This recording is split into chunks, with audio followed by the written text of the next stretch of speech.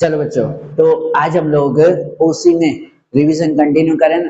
भाई ओसी में आज हमें चैप्टर 4 और 5 का रिवीजन देखना है। चैप्टर 1, 2, 3 का रिवीजन कल हमने देखा था, है कि नहीं?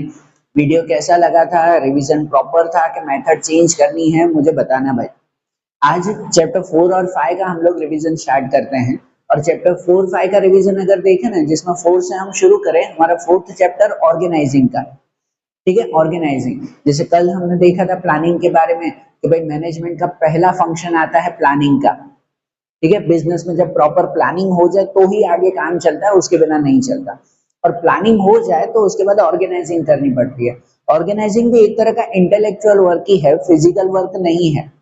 अभी कोई प्रॉपर मैनेजमेंट स्टार्ट नहीं हुआ है। जैसे प्लानिंग इंटेलेक्चुअल वर्क है कि भाई एक पेपर पे हमने प्लानिंग की, वैसे ही ऑर्गेनाइजिंग भी इंटेलेक्चुअल वर्क है कि एक पेपर पर हमें बिजनेस का स्ट्रक्चर बनाना होता है, बिजनेस का चार्ट बनाना होता है कि बिजनेस में कितनी लेवल होगी, हर लेवल पे कौन कौन से लोग काम करेंगे, कौन किसके ऊपर होगा, कौन किसके नीचे होगा, बराबर। कि कितने डिपार्टमेंट होंगे, इस डिपार्टमेंट में हमें कितने लोग चाहिए। अच्छा, जो जो लोग चाहिए तो उनकी क्वालिटी, उनकी स्किल क्या होगी, मतलब क्वालिफिकेशन, उनकी स्किल क्या होगी। दूसरा, उनकी अथॉरिटी एंड रिस्पॉन्सिबिलिटी क्या होगी। ये सब चीजें डिसाइड करना, उसे ही हम लोग ऑर्गेनाइजिंग कहते हैं, ठीक है ना। ऑर्गेनाइजिंग भी प्लानिंग की तरह ही डिसीजन लेना है कि बिजनेस में कौन कौन काम करेगा, कौन कौन सी पोजीशन पे काम करेगा, कितने लोगों की जरूरत है। इसके अलावा हर एक की अथॉरिटी और रिस्पॉन्सिबिलिटी क्या होगी। जिसे भी हम नौकरी पे रखेंगे तो वो पर्सन को जो है उसकी क्वालिफिकेशन क्या होनी चाहिए, उसकी स्किल क्या होनी चाहिए, इन सब का डिसीजन लेना उसे ऑर्गेनाइजिंग करना कहते हैं। जब प्रॉपर ऑर्गेनाइजिंग होता है तो फिर इसके बाद वाला चैप्टर आपका स्टाफिंग का आएगा कि भाई हमने डिसाइड कर दिया कि हमें 50 लोगों की जरूरत है, उसमें से 5 लोग इस पोजीशन पे चाहिए, 4 लोग इस पोजीशन पे चाहिए, इनकी ये रिस्पॉन्सिबिलिटी होगी, इसमें ये क्वालिफिकेशन होनी चाहिए, ये सब हमने डिसाइड कर लिया, वो ऑर्गेनाइजिंग। फिर उनके हिसाब से चैप्टर 5 आता है, वो आता है स्टाफिंग, कि जिसमें फिर हम उनके अकॉर्डिंग जो जो डिसीजन लिया उसके हिसाब से सबको नौकरी पर रखेंगे, उसे फिर स्टाफिंग कहते हैं, बराबर। तो ऑर्गेनाइजिंग इंटेलेक्चुअल एक्टिविटी है, और इसलिए मैं ये चैप्टर 4 और 5 भी जो है वो साथ में ही समझा रहा हूँ कि ऑर्गेनाइजिंग हो जाए, डिसाइड हो जाए किस किस को काम पे रखना है, ठीक है ना, कैसे लोगों को काम पे रखना है। फिर स्टाफिंग आता है कि उसके हिसाब से लोगों को काम पे रखेंगे, बराबर। तो ऑर्गेनाइजिंग से शुरू करें। पहले आप लोग अगर डेफिनेशन लिखो कोई भी क्वेश्चन में, तो डेफिनेशन जो है वो ये बेसिक ये आप लिख सकते हो कि organising means arranging work, authority and responsibility among individuals and groups to achieve common objective। कि बिजनेस का जो भी कॉमन ऑब्जेक्टिव है उसे अचीव करने के लिए इंडिविजुअल्स को, मतलब कितने लोगों की जरूरत है वो डिसाइड करना, उसके अकॉर्डिंग अरेंजिंग वर्क कि सबका काम डिसाइड करना कि कौन कौन सी पोजीशन पे क्या काम करेगा, अथॉरिटी एंड रिस्पॉन्सिबिलिटी डिसाइड करना, पॉसिबल हो तो वो इंडिविजुअल या ग्रुप, ग्रुप जरूरी हो तो ग्रुप बनाना, या तो इंडिविजुअल को ही उनका काम देना, अथॉरिटी एंड रिस्पॉन्सिबिलिटी देना, ठीक है ना। इसे हम लोग ऑर्गेनाइजिंग कहते हैं। सिंपल वे में वही है कि बिजनेस का जो गोल डिसाइड हुआ, जो प्लानिंग में हो जाता है, उसके अकॉर्डिंग पहले डिसाइड करना कितने लोगों की या कितने ग्रुप की जरूरत है, फिर उन लोगों का क्या क्या काम होगा और उनकी क्या क्या अथॉरिटी एंड रिस्पॉन्सिबिलिटी होगी, इन सब का डिसीजन ऑर्गेनाइजिंग कहते हैं। और ऑर्गेनाइजिंग कैसी एक्टिविटी है, तो वो उसके कैरेक्टरिस्टिक के थ्रू समझे। ऑर्गेनाइजिंग का कैरेक्टरिस्टिक अगर कहो तो उसमें से ये आप लोग इंट्रोडक्शन में लिख सकते हो उसके। अगर कैरेक्टरिस्टिक का लॉन्ग क्वेश्चन आ रहा है तो आप लोग पहले ये इंट्रोडक्शन लिख सकते हो। कल भी मैंने बताया था कि भाई ये जैसे इंट्रोडक्शन होता है तो उसके अंदर मैंने सब कैरेक्टरिस्टिक जो है वो लिख दिए हैं। अब ये लाइन से याद कर लोगे, ऊपर लिखोगे, फिर इसी में से ही कैरेक्टरिस्टिक लिख दोगे तो आपको इजी रहेगा।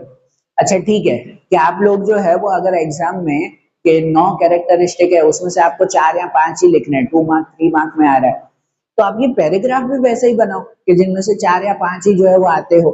भले जो है वो सब के सब मैंने तो ये पैराग्राफ लिखा है कि 9 के 9 कैरेक्टरिस्टिक आ जाए, बराबर ना, या जितने भी हो वो सब कैरेक्टरिस्टिक आ जाए। पर आप लोगों को अगर 4 या 5 कैरेक्टरिस्टिक एग्जाम में लिखने हैं तो आप वैसा पैराग्राफ खुद बनाओ, बराबर ना। थोड़ी क्रिएटिविटी रखो तो वो इजीली आपके लिए भी याद होगा, बराबर। बुक पेन लेकर बैठो आपने कैरेक्टरिस्टिक पढ़े, अब उसमें से ये 5 मुझे याद हो रहे हैं, उसे जो है वो एक बुक में उसका एक पैराग्राफ बना के लिख दो। फिर एग्जाम आए तो वही पैराग्राफ पहले इंट्रोडक्शन में लिखो, फिर उसी पैराग्राफ में से जो आपने 5 कैरेक्टरिस्टिक लिखे हैं उसको फिर नीचे डिटेल में लिखो। ठीक है, आपका आंसर एकदम परफेक्ट रहेगा फिर। ठीक है, तो चलो यहाँ पे कैरेक्टरिस्टिक समझे।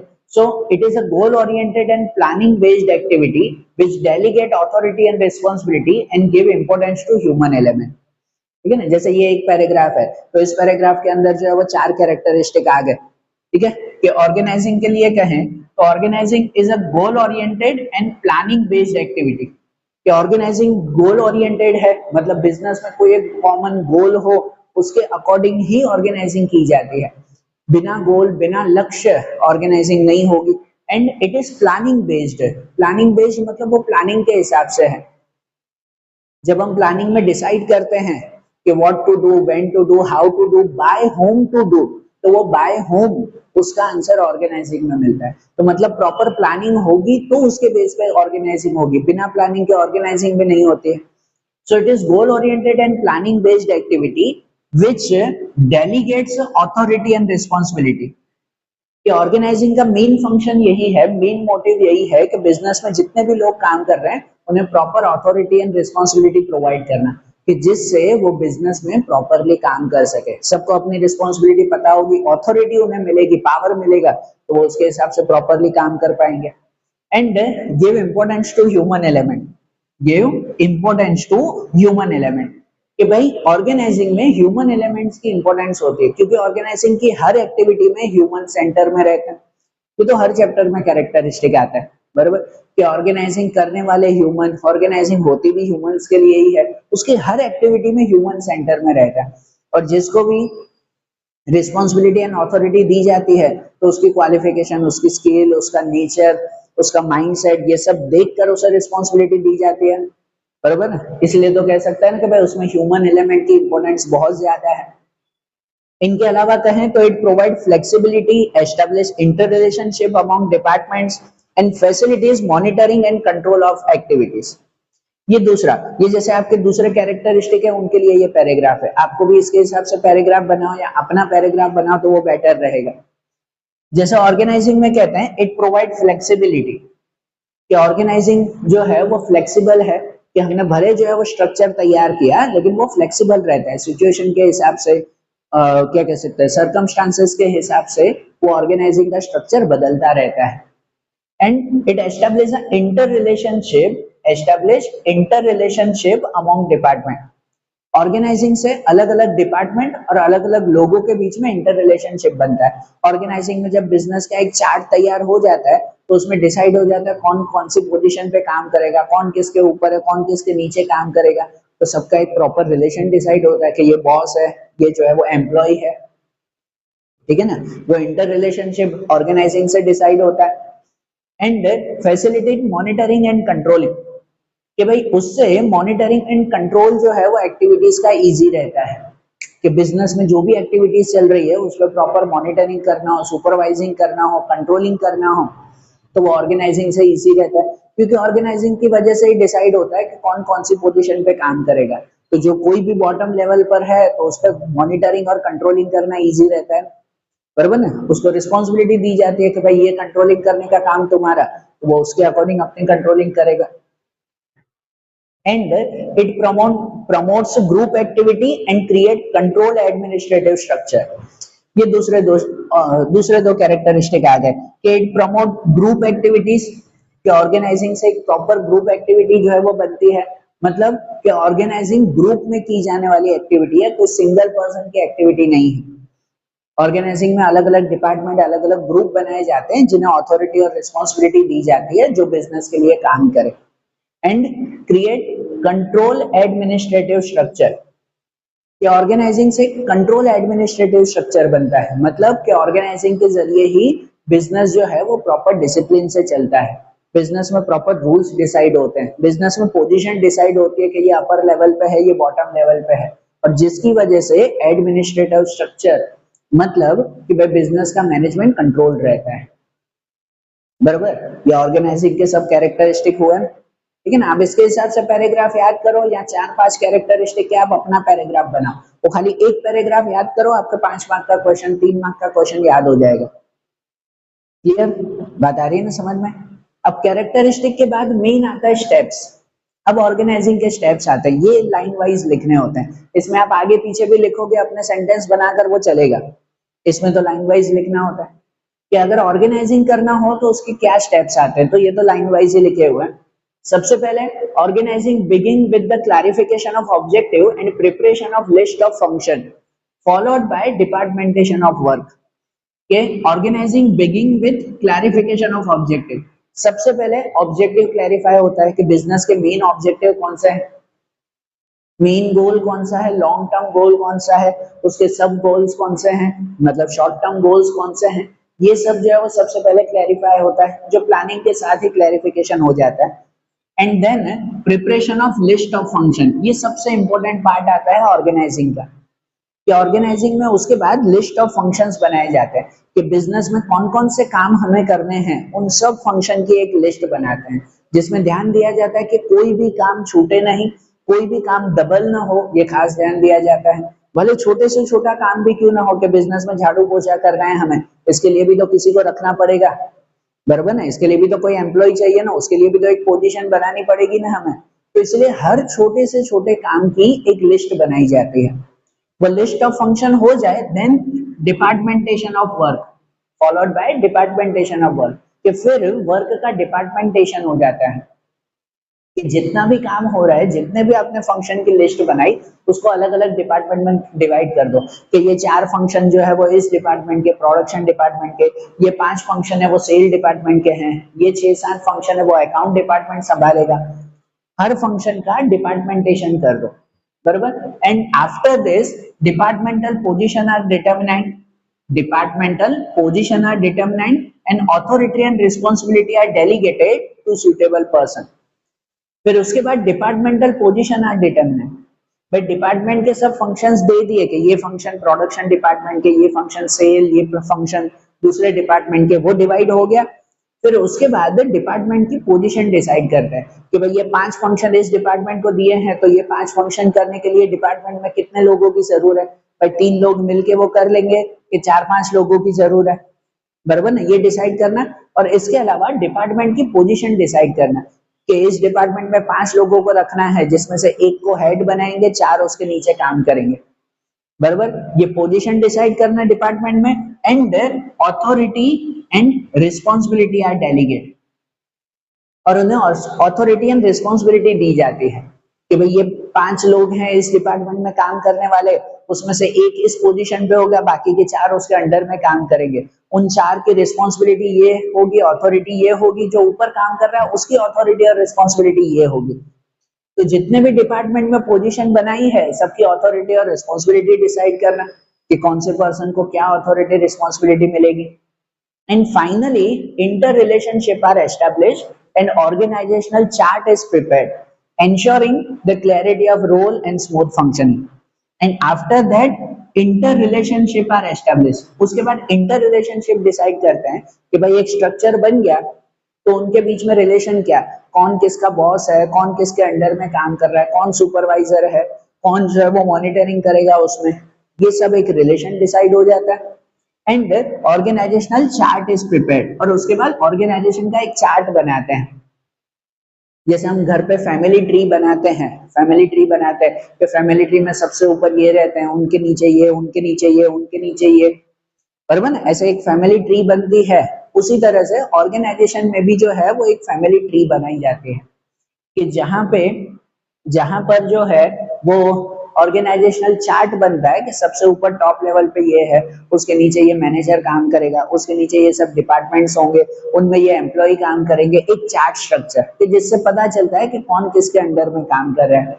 Ensuring the clarity of roles, सबके रोल क्लियर होते हैं और स्मूथ फंक्शनिंग रहती है, बराबर। तो इसलिए अगर ऑर्गेनाइजिंग करना हो तो ये स्टेप्स हम लोग ध्यान में रखते हैं। पहले ऑब्जेक्टिव डिसाइड करो, उसके हिसाब से लिस्ट ऑफ फंक्शन बनाओ कि बिजनेस में कितने काम करने हैं, सब फंक्शन का डिपार्टमेंटेशन करो, सब फंक्शन को अलग अलग डिपार्टमेंट में डिवाइड कर दो, फिर उसके हिसाब से डिपार्टमेंटल पोजीशन और पोजीशन जो है वो नक्की करो, कि भाई इस फंक्शन के लिए कितने लोग चाहिए डिपार्टमेंट में, फिर उनकी अथॉरिटी एंड रिस्पॉन्सिबिलिटी क्या होगी वो डिसाइड करो, फिर सबका रिलेशन डिसाइड करो कि एक दूसरे के साथ क्या रिलेशन है, कौन सी सेम पोजीशन पे है, कौन अंडर और अपर पोजीशन पे है, और इसके अलावा आखिरी में ऑर्गेनाइजेशनल चार्ट बना।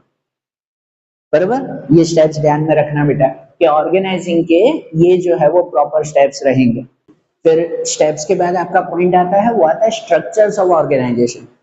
ऑर्गेनाइजेशन के अलग अलग स्ट्रक्चर, कि देखो हर बिजनेस की अपनी अपनी कंडीशन होती है, अपनी अपनी सिचुएशन रहती है। हर बिजनेस के अंदर एक जितने लोग काम नहीं करते, कहीं पे कम कहीं पे ज्यादा लोग काम कर रहे हैं, तो उसके हिसाब से हर बिजनेस अपने अकॉर्डिंग जो है वो स्ट्रक्चर तैयार करता है, ऑर्गेनाइजेशन स्ट्रक्चर तैयार करता है। तो वही ऑर्गेनाइजेशन के अलग अलग स्ट्रक्चर अभी हमें देखने हैं, मतलब सिंपल कहो तो ऑर्गेनाइजेशन के टाइप्स देखने हैं।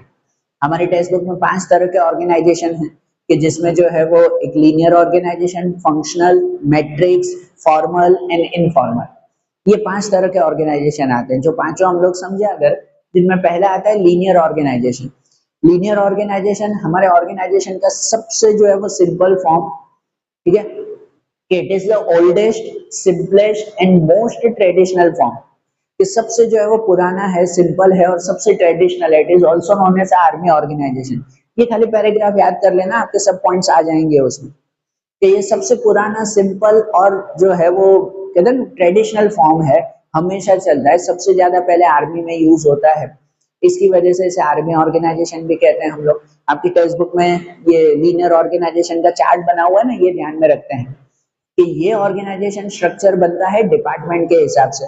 ऑर्गेनाइजेशन मतलब यही डिसाइड करना ना कि कौन कौन सी पोजीशन पे होगा, कैसे काम करेगा, ठीक है ना, कौन किसके अंडर कौन किसके अपर होगा, तो यही डिसाइड करना वो लीनियर वे में डिसाइड होता है। जो सबसे सिंपल रहता है कि भाई जो भी टॉप लेवल पे काम करते हैं, board of director, general manager, उनके नीचे अलग अलग डिपार्टमेंट्स होते हैं, उनके नीचे अलग अलग डिपार्टमेंट्स होते हैं। हर डिपार्टमेंट के अंदर जो है वो फिर जरूरी ऑफिसर्स होते हैं, हर एक्टिविटी के प्रॉपर ऑफिसर, और उन ऑफिसर्स के नीचे फिर एम्प्लॉयज काम करते हैं।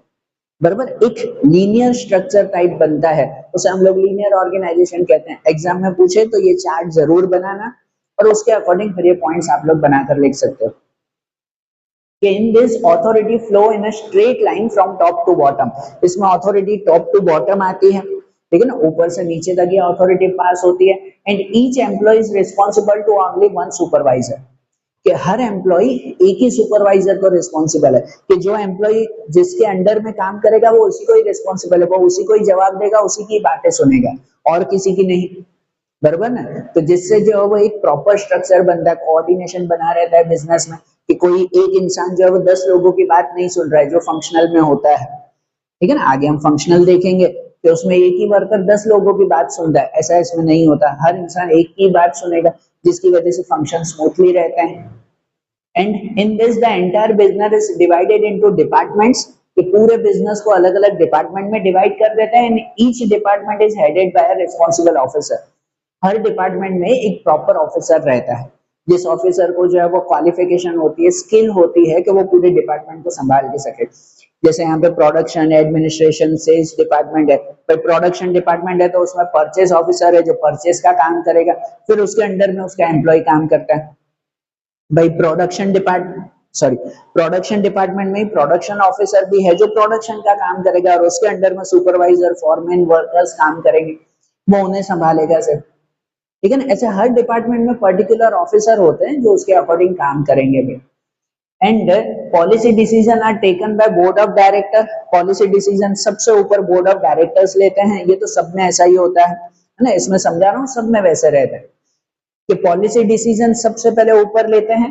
And it is implementation done through the general manager and departmental head, DH short में लिखा है, डिपार्टमेंटल हेड, कि policy decision board of director लेते हैं, फिर उसका इम्प्लीमेंटेशन जनरल मैनेजर करते हैं, और उसके नीचे फिर डिपार्टमेंटल हेड उसका इम्प्लीमेंट करते हैं।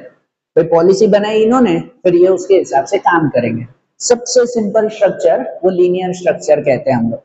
बराबर, लीनियर के बाद दूसरा हमारा ऑर्गेनाइजेशन, फंक्शनल ऑर्गेनाइजेशन आता है, ठीक है ना। फंक्शनल स्ट्रक्चर आता है कि जिसके अंदर जो अलग अलग डिपार्टमेंट बनाए जाए, मतलब जो वर्क का डिवीजन होता है वो डिपार्टमेंट के हिसाब से नहीं, वर्क के हिसाब से। वर्क बेस्ड स्ट्रक्चर कहलाता है ये functional structure. It is a work based and which in which activities are divided according to specialization and nature of work, not according to department। कि डिपार्टमेंट के हिसाब से यहाँ पर एक्टिविटी डिवाइड नहीं होती, यहाँ एक्टिविटी डिवाइड होती है specialisation and nature of work. मतलब ऐसे स्ट्रक्चर में डिपार्टमेंट तो होते ही हैं, डिपार्टमेंट तो हर बिजनेस में होंगे, लेकिन इस स्ट्रक्चर में मेनली दो डिपार्टमेंट होते हैं, एक एडमिनिस्ट्रेशन, एक फैक्ट्री डिपार्टमेंट। फैक्ट्री डिपार्टमेंट जिसके अंदर जो है वो सब प्रोडक्शन का काम चलेगा, और एडमिनिस्ट्रेशन जिसमें सब मैनेजमेंट चलेगा। दो बेसिक डिपार्टमेंट होते हैं, और उसके बाद जो है वो बाकी के सब फंक्शंस होते हैं। हर डिपार्टमेंट में 10-10 फंक्शन रखे जाते हैं, यहाँ भले आपको 4-4 दिए गए।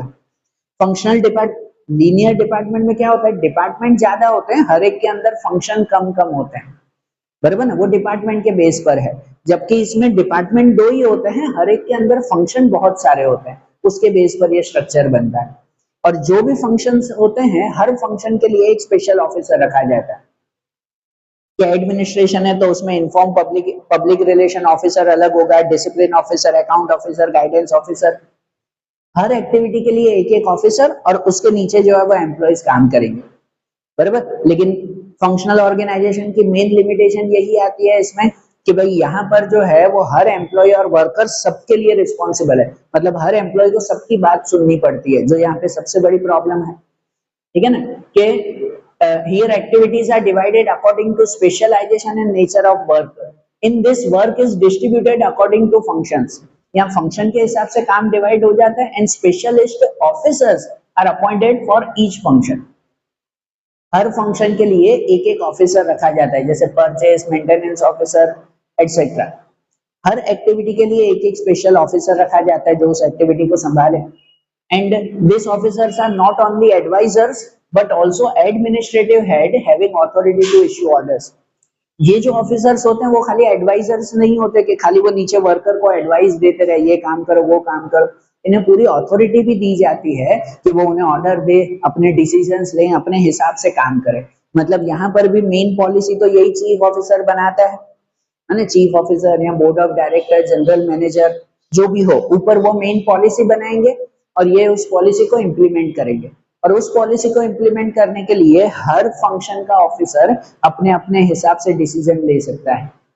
इसी वजह से यहाँ की मेन लिमिटेशन यही आती है कि यहाँ जो वर्कर्स होता है ना, उन्हें सबका डिसीजन अलग अलग मेथड से फॉलो करना पड़ता है। वो कहेगा मेरे हिसाब से काम करो, वो कहेगा मेरे हिसाब से काम करो। ये यहाँ की मेन लिमिटेशन आती है, बराबर। छोटा छोटा बिजनेस हो ना तो उसके लिए लीनियर ऑर्गेनाइजेशन बहुत अच्छा रहता है, लेकिन थोड़ा लार्ज बिजनेस हो तो उसके लिए जो है वो फंक्शनल ऑर्गेनाइजेशन रहता है। एक बड़ा सा जो है वो शोरूम चल रहा है, वो डीमार्ट जैसे मॉल होते हैं, उसमें कितने सारे लोग काम कर रहे हैं, उसमें जो वर्कर होते हैं उन वर्कर को सबकी सुननी पड़ती है। मैनेजर अलग बोलेगा, ऑनर अलग बोलेगा, सुपरवाइजर अलग बोलेगा, उन एक एक वर्कर को सबकी बात सुननी पड़ती है, जैसे डीमार्ट में होता है, बराबर ना। तो वहां पर ये फंक्शनल ऑर्गेनाइजेशन है।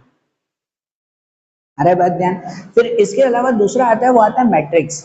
मैट्रिक्स जो लीनियर और फंक्शन उन दोनों का जो है वो कॉम्बिनेशन कहलाता है। मैट्रिक्स ऑर्गेनाइजेशन आता है कि जिसमें लीनियर और फंक्शन दोनों का combination. It is a modern multi dimensional structure with combine the functional and departmental based organisation. ये फंक्शनल और डिपार्टमेंटल बेस्ड दोनों ऑर्गेनाइजेशन का कंबाइन कहलाता है। मैट्रिक्स ऑर्गेनाइजेशन में क्या होता है, तो मैट्रिक्स ऑर्गेनाइजेशन में जो है वो अलग अलग डिपार्टमेंट तो बनाए ही जाते हैं, और हर डिपार्टमेंट में स्पेशल फंक्शन, ऐसे फंक्शन जो सब डिपार्टमेंट में कॉमन हो, उन फंक्शंस के लिए एक एक प्रोजेक्ट मैनेजर रखे जाते हैं। मतलब डिपार्टमेंट के हिसाब से भी डिवाइड हो जाता है और उसके बाद हर फंक्शन के हिसाब से भी डिवाइड हो जाता है। इसी वजह से इसे मैट्रिक्स कहते हैं। मैट्रिक्स वही होता है कि जहां पर आड़ी टेढ़ी सब लाइन जो है एक साथ ज्वाइंट होती हो, ठीक है ना, वो सिंपल मैट्रिक्स। तो यहाँ डिपार्टमेंट के हिसाब से भी डिवाइड हो जाता है, और साथ ही साथ जो है वो फंक्शन के हिसाब से भी डिवीजन रहता है कि सब डिपार्टमेंट है, वो सब डिपार्टमेंट में समझो टेक्नोलॉजी का वर्क जो है वो सेम है, तो वो टेक्नोलॉजी वाला एक मैनेजर होगा जो सब डिपार्टमेंट की टेक्नोलॉजी की एक्टिविटीज को संभालेगा, बराबर, कि जिससे सब डिपार्टमेंट में भी काम हो गया और कॉमन फंक्शन भी हो गया। लीनियर में ये सबसे बड़ी प्रॉब्लम रहती है कि हर डिपार्टमेंट अलग अलग है, एक डिपार्टमेंट दूसरे डिपार्टमेंट में काम नहीं करेगा। तो कोई कंप्यूटर का काम करना हो तो हर डिपार्टमेंट को अलग अलग कंप्यूटर वर्कर रखना पड़े, जबकि मैट्रिक्स में ये खत्म हो जाता है। कि मैट्रिक्स में सपोज सब डिपार्टमेंट में कंप्यूटर का काम है, तो कंप्यूटर इंजीनियर कॉमन रखा जाएगा प्रोजेक्ट मैनेजर की तरह, जो सब डिपार्टमेंट में काम करेगा। बराबर, तो डिपार्टमेंट भी हो गया और फंक्शन भी हो गया उसमें। कि in this project manager are appointed for specific project, हर प्रोजेक्ट कोई पर्टिकुलर फंक्शन या प्रोजेक्ट के लिए प्रोजेक्ट मैनेजर रखे जाते हैं। And while expert are taken from different functional department, और फिर अलग अलग डिपार्टमेंट के अलग अलग एक्सपर्ट्स वो उस डिपार्टमेंट के हिसाब से काम करते हैं। डिपार्टमेंट में भी तो डिपार्टमेंटल ऑफिसर्स और एक्सपर्ट होंगे ना, जैसे इसमें आते हैं कि हर डिपार्टमेंट के रिस्पॉन्सिबल ऑफिसर होते हैं, वैसे यहाँ पर भी हर डिपार्टमेंट में रिस्पॉन्सिबल ऑफिसर और एक्सपर्ट तो हुए ही, और एक कॉमन प्रोजेक्ट मैनेजर रखे जाते हैं। It is suitable for short term complex and specialised project requiring coordination of different skill. ऐसा बिजनेस कि जहां पर कोई शॉर्ट टर्म प्रोजेक्ट करना हो तो उसके लिए तो मैट्रिक्स बेस्ट रहता है, या तो फिर कोई भी ऐसा बिजनेस कि जहां पर जो है वो लॉन्ग टर्म कोई प्रोजेक्ट करना और बहुत सारी स्किल साथ में चलानी हो, बहुत सारी स्किल्स की जो है वो साथ में जरूर हो, तो उस वक्त मैट्रिक्स बहुत जरूरी है। और मॉडर्न टाइमिंग में ज्यादातर जो भी बड़ी बड़ी कंपनीज हैं वो मैट्रिक्स ऑर्गेनाइजेशन ही अपनाती है। बराबर, तो ये सिंपल वे में याद रखो कि ये तीन main organisation, linear, functional, matrix. Linear में डिपार्टमेंट के हिसाब से डिवाइड होता है, डिपार्टमेंट ज्यादा फंक्शन कम। फंक्शनल में फंक्शंस के हिसाब से डिवाइड होता है, फंक्शंस ज्यादा डिपार्टमेंट कम। मैट्रिक्स में दोनों के अकॉर्डिंग जो है वो स्ट्रक्चर बनता है, डिपार्टमेंट्स भी होते हैं और कॉमन फंक्शन के लिए अलग प्रोजेक्ट मैनेजर भी रखे जाते हैं। पक्का ध्यान रहेगा। तो ये ऑर्गेनाइजेशन के ये तीन स्ट्रक्चर, इसके अलावा बाकी दो कॉमन आते हैं, वो आते हैं फॉर्मल एंड इनफॉर्मल। उसके बारे में समझे अब। तो फॉर्मल और इनफॉर्मल ऑर्गेनाइजेशन में क्या आता है, उसके बाद जो तीन हमने समझे उसके बाद के फॉर्मल और इनफॉर्मल। भाई फॉर्मल ऑर्गेनाइजेशन उसे कहते हैं जो ऑलमोस्ट सब में ही होता है, जो हमने आगे देखे कि भाई लीनियर, फंक्शनल, मैट्रिक्स, उन तीनों में ही फॉर्मल और इनफॉर्मल भी होता है। फॉर्मल ऑर्गेनाइजेशन उसे कहते हैं कि ऐसा ऑर्गेनाइजेशन जो फिक्स रूल्स के अकॉर्डिंग बना हुआ है और वहां सब एक्टिविटी रूल्स के हिसाब से ही होगी, कोई भी अपनी अथॉरिटी और रिस्पॉन्सिबिलिटी रूल्स के बिना फॉलो नहीं करेगा, उससे कम या ज्यादा फॉलो नहीं करेगा। ठीक है ना, कम्युनिकेशन होगा तो वो प्रॉपर रूल्स के अकॉर्डिंग होगा, जो भी चीजें प्रॉपर रूल्स से बनी हुई है और वैसे ही काम चलता हो, वो फॉर्मल ऑर्गेनाइजेशन है।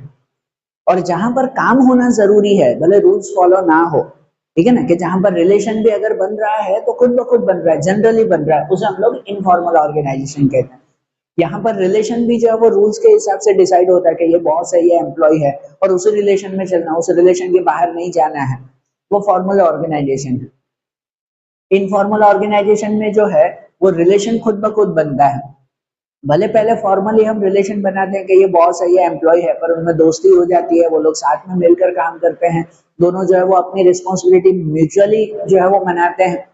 बराबर, यहाँ जिसकी रिस्पॉन्सिबिलिटी जो है वही करेगा, भाई तुम्हारा काम ये है, तुम्हें ही करना है, और कोई काम नहीं करेगा, ये फॉर्मल। यहाँ पर ठीक है, ये तुम्हारा काम है, ठीक है, तुमसे नहीं हो रहा है, चलो मैं कर देता हूँ, कोई चिंता नहीं है, ये इनफॉर्मल ऑर्गेनाइजेशन। यहाँ कम्युनिकेशन हमेशा रिटर्न में ही होता है, रूल्स के हिसाब से ही होता है। यहाँ कम्युनिकेशन इनफॉर्मल में कम्युनिकेशन करना जरूरी है, भले रूल्स के बाहर हो, मतलब यहाँ पर रिटर्न कम्युनिकेशन कंपलसरी है, यहाँ रिटर्न की जगह ओरल कम्युनिकेशन भी हो गया तो भी ठीक है। बराबर ना, इसे हम फॉर्मल और इनफॉर्मल कहते हैं ना, जो प्रॉपर रूल्स के अकॉर्डिंग ही गोल अचीव करते हो, वो फॉर्मल ऑर्गेनाइजेशन। यहाँ गोल अचीव करना जरूरी है, रूल्स से बाहर भी होकर गोल अचीव किए हैं तो भी ठीक है, वो इनफॉर्मल ऑर्गेनाइजेशन। बराबर, और हर बिजनेस में फॉर्मल इनफॉर्मल दोनों होते ही हैं। कोई भी बिजनेस में शुरुआत फॉर्मल से ही होती है, जब बिजनेस बनता है तो स्टार्टिंग में तो फॉर्मल ही होता है कि भाई रूल्स बनते हैं, ये इस लेवल पे है, ये तुम्हारे बॉटम लेवल पर है, बराबर, ये रूल्स ही बनते हैं, लेकिन धीरे धीरे धीरे उनमें खुद दोस्ती होती जाती है, चीजें बदलती जाती है और खुद ब खुद वो इनफॉर्मल में कन्वर्ट हो जाता है ना। तो फॉर्मल और इनफॉर्मल दोनों सेम बिजनेस में चलते ही हैं। फॉर्मल के लिए कहते हैं बेसिक, अगर आप ये पॉइंट्स लिख दो तो उसमें सब कैरेक्टरिस्टिक और सब टॉपिक्स भी आ जाएंगे। फॉर्मल उसे कहते हैं कि it is a properly design structure of relationship created to achieve objective. Objective को अचीव करने के लिए एक प्रॉपरली डिजाइन स्ट्रक्चर होता है, प्रॉपरली या कहो रूल वाइज डिजाइन स्ट्रक्चर। ऐसा स्ट्रक्चर डिसाइड किया जाता है जिसमें फिक्स रूल्स होते हैं, इसमें सबकी अथॉरिटी रिस्पॉन्सिबिलिटी फिक्स होती है और उसी के हिसाब से ही गोल अचीव करना होता है, वो फॉर्मल ऑर्गेनाइजेशन। कैरेक्टरिस्टिक के हिसाब से देखें तो इट इज फॉर्मली स्ट्रक्चर्ड, कि ये फॉर्मली बना हुआ होता है, प्रॉपर रूल वाइज जो है वो स्ट्रक्चर तैयार करते हैं, with clearly defined authority flowing from upper level to lower level. इसमें अथॉरिटी हमेशा अपर टू लोअर लेवल तक आती है, जो अपर लेवल पे होते हैं उनको ज्यादा अथॉरिटी रहती है, लोअर लेवल तक आते आते उनकी अथॉरिटी कम हो जाती है, बराबर। तो उनकी अथॉरिटी हमेशा अपर टू लोअर लेवल तक जाती है। It is formally structure with clearly defined authority flowing from upper level to lower level. It generally lack flexibility, follow formal communication only, and suitable for large organization. It generally lacks flexibility, कि इनमें flexibility नहीं रहती कि चलो ठीक है rules के बाहर थोड़ा काम कर दिया, इसमें ऐसा नहीं चलता है, जो चीज जैसे बनी हुई है वैसे ही रहेगा, ये flexible नहीं है कि बदलता रहे। फॉलो फॉर्मल कम्युनिकेशन, इसमें फॉर्मल कम्युनिकेशन मतलब रूल वाइज ही कम्युनिकेशन होता है, रिटर्न में लिखा हुआ है कि रूल्स कम्युनिकेशन रिटर्न में ही होना चाहिए तो वो रिटर्न में ही होगा। And only formal communication only and suitable for large organisation.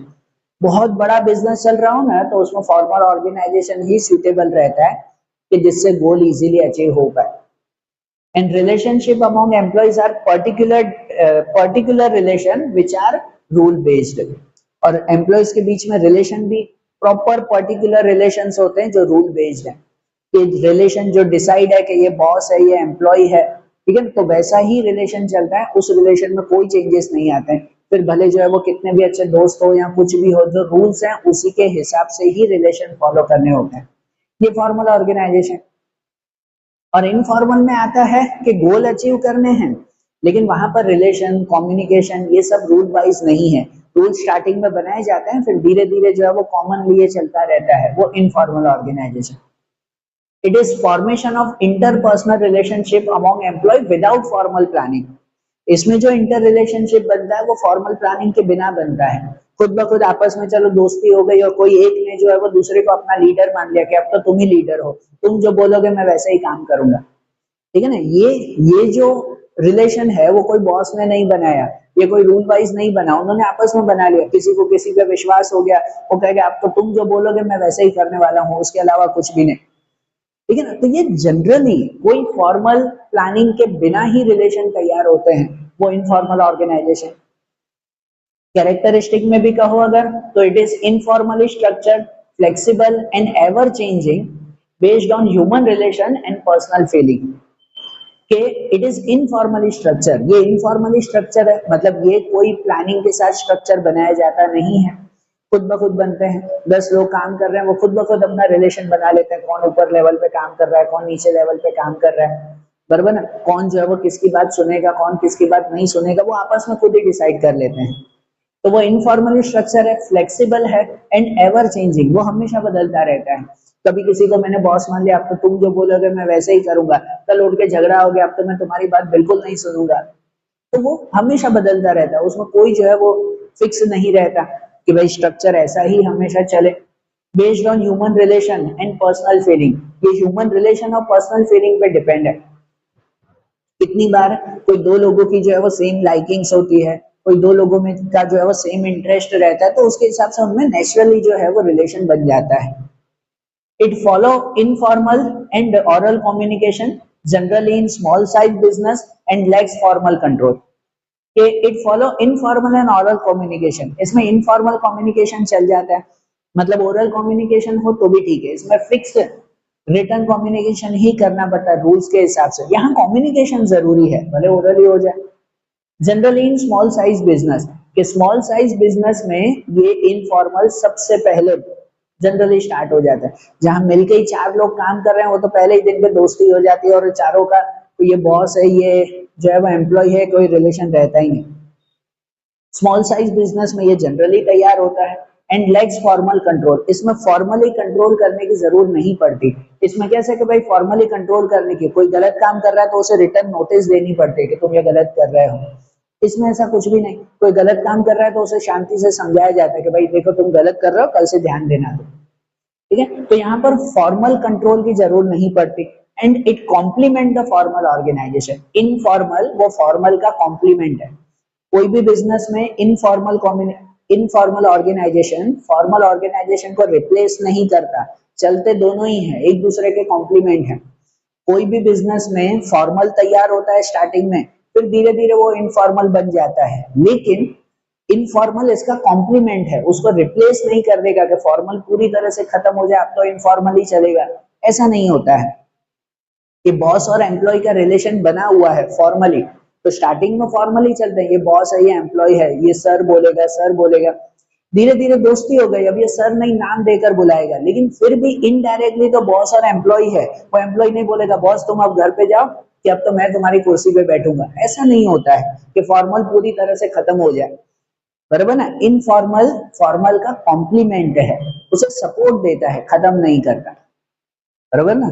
अब उसके बाद चैप्टर का पॉइंट आता है हमारा सेंट्रलाइजेशन और डिसेंट्रलाइजेशन के बारे में। एक्चुअली ये डिसेंट्रलाइजेशन के बारे में ही पूरा पॉइंट है, पर एक सेंट्रलाइजेशन कॉन्सेप्ट समझें कि देखो ऑर्गेनाइजिंग जो हमारा चैप्टर चल रहा है उसके अंदर हम लोग ये खास बात देखते हैं कि डेलीगेशन ऑफ अथॉरिटी, अथॉरिटी दूसरों को देनी होती है, डिसाइड करना होता है कि कौन से पर्सन की कितनी अथॉरिटी होगी, और उसी के अकॉर्डिंग ये कॉन्सेप्ट सेंट्रलाइजेशन एंड डिसेंट्रलाइजेशन आता है।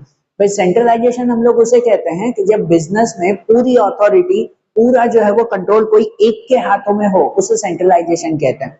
छोटे छोटे बिजनेस में ये चल जाता है कि 4-5 लोग हैं और पूरा जो है वो पावर कोई एक के हाथ में, ऑनर के हाथ में, कि 4 लोग अपने हिसाब से कुछ भी नहीं करेंगे, जो कुछ भी करेंगे इनसे पूछ के करेंगे। भाई पानी पीने भी जाना है तो हाँ भाई पूछ के जाना है, नॉर्मल बात जस्ट, कि हर एक पूरा पावर जो है वो एक के कंट्रोल में रहता है, हर डिसीजन वही लेगा और कोई डिसीजन नहीं लेंगे, उसे सेंट्रलाइजेशन कहते हैं, बराबर। दूसरा आता है डिसेंट्रलाइजेशन, कि काम का बंटवारा कर देना, पावर का बंटवारा कर देना। डिसेंट्रलाइजेशन का तो कॉमन मतलब खाली काम का बंटवारा होता है, पर खाली काम नहीं दिया जाता, उसके साथ अथॉरिटी भी दी जाती है, डेलीगेशन ऑफ अथॉरिटी भी दी जाती है। खाली काम दे दे, रिस्पॉन्सिबिलिटी दे दे, अथॉरिटी ना दे तो वो गलत होता है, बराबर। तो डिसेंट्रलाइजेशन मतलब जनरली काम का बंटवारा, कि पूरा कंट्रोल एक के हाथ में न रखना, दूसरों को काम सौंप देना, उसे हम लोग डिसेंट्रलाइजेशन कहते हैं। और डिसेंट्रलाइजेशन बड़े बड़े बिजनेस में जरूरी है, छोटे बिजनेस में भी जरूरी है, पर बड़े बिजनेस में तो कहो कंपलसरी हो जाता है, क्योंकि अगर 100-200 लोग काम कर रहे हैं वहां सेंट्रलाइजेशन हो, एक के हाथ में पूरा कंट्रोल नहीं चलेगा, कि सबके सब लोग उससे पूछ के काम करें, ऐसा नहीं होगा। डिसेंट्रलाइजेशन बहुत जरूरी आता है, ठीक है ना। तो इसीलिए डिसेंट्रलाइजेशन मतलब सिंपल वे में काम का बंटवारा कर देना, कि जब टॉप लेवल के लोग अपने काम का कुछ हिस्सा बॉटम लेवल को दे देते हैं, उसे हम लोग डिसेंट्रलाइजेशन कहते हैं। और बिजनेस में डिसेंट्रलाइजेशन बहुत जरूरी है, यहाँ उसकी इंपॉर्टेंस दी गई है और आपके एग्जाम में भी मेन पूछा जाता है, ध्यान रखना।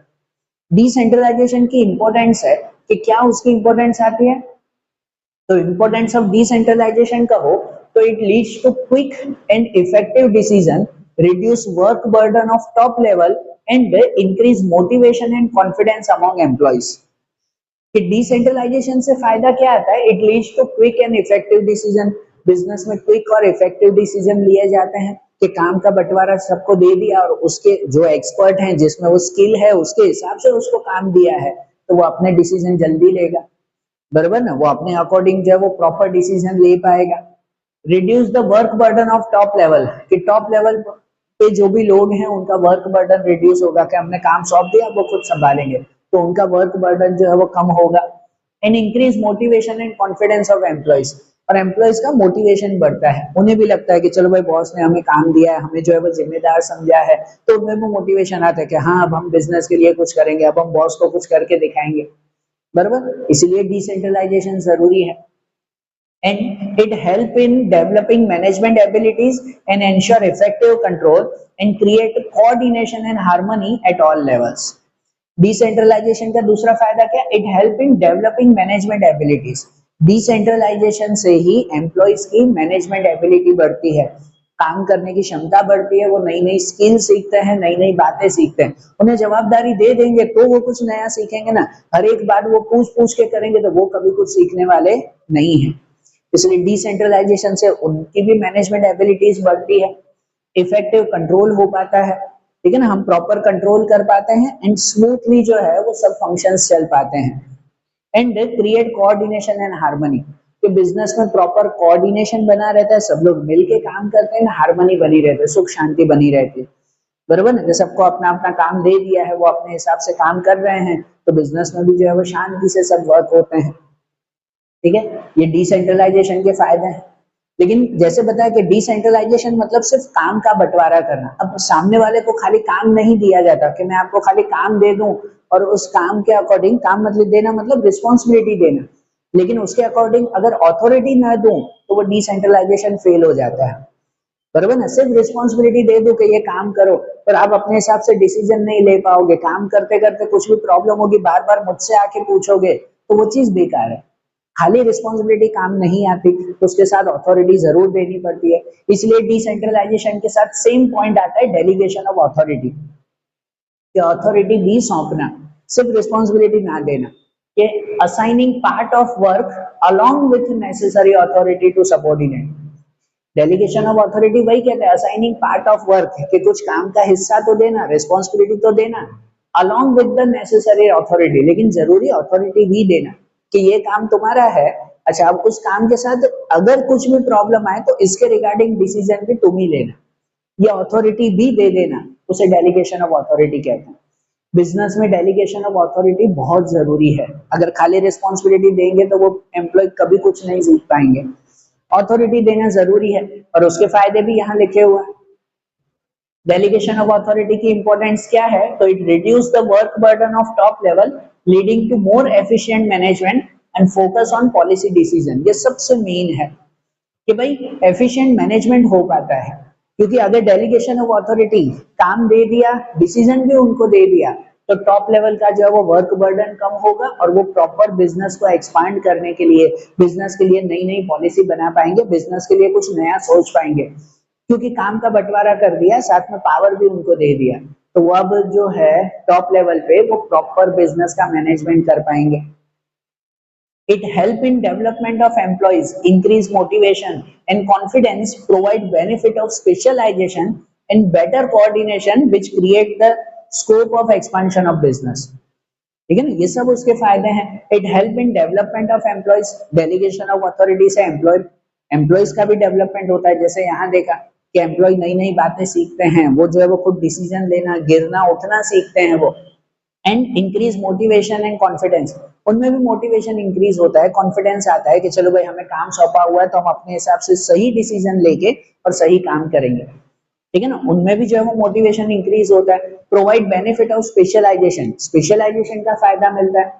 टॉप लेवल पे जो काम करने वाले लोग हैं उन्हें सब तरह की जो है वो स्किल नहीं आती है, लेकिन हमने जिसको काम सौंपा है वो उस स्किल में एक्सपर्ट है, वो उस काम में माहिर है, तो स्पेशलाइजेशन का फायदा बिजनेस को मिलता है। And better coordination, proper coordination हो पाता है, सब अपना अपना काम दे दिया है तो इनफॉर्मल ऑर्गेनाइजेशन की तरह सब एक दूसरे से कनेक्ट भी होते हैं अपना काम पूरा करने के लिए, एंड प्रॉपर कोऑर्डिनेशन बना रहता है, which create the scope of expansion of business। और अगर डेलीगेशन ऑफ अथॉरिटी दे दी है तो टॉप लेवल पे जैसे बताया ना, उनका वर्क बर्डन कम होता है और बिजनेस के एक्सपांशन के लिए वो सोच पाते हैं, मतलब एक्सपांशन का स्कोप रहता है कि हाँ भाई बिजनेस बढ़ाने के चांसेस सब मिल रहे हैं, बराबर। ये सब फायदे हैं ना डेलीगेशन ऑफ अथॉरिटी के। एंड आखिरी एक पॉइंट आता है, वो आता है elements of delegation of authority. कभी भी किसी को अथॉरिटी दी जाती है तो उसके लिए तीन बातें खास ध्यान दी जाती है। उसके एलिमेंट्स कहो, ये तीन एलिमेंट्स या तीन स्टेप कहो, कि मुझे अगर आपको अथॉरिटी सौंपनी है तो ये तीन स्टेप होते हैं। ये तीन स्टेप ही है, इसका मैंने कोई सेंटेंस नहीं लिखा है या क्या, जनरली समझा रहा हूँ, वो ध्यान देना कि मुझे अगर आपको अथॉरिटी देनी है, कुछ काम का पावर देना है अगर, तो उसके लिए तीन स्टेप हमेशा ध्यान देते हैं, ठीक है। और ऐसे भी ध्यान देना, आपके एग्जाम का ये बहुत मेन क्वेश्चन है। वो तीन स्टेप में सबसे पहला आता है entrustment of responsibility. I am sorry, मैंने एक गलत लिख दिया कि एंट्रस्टमेंट ऑफ रिस्पॉन्सिबिलिटी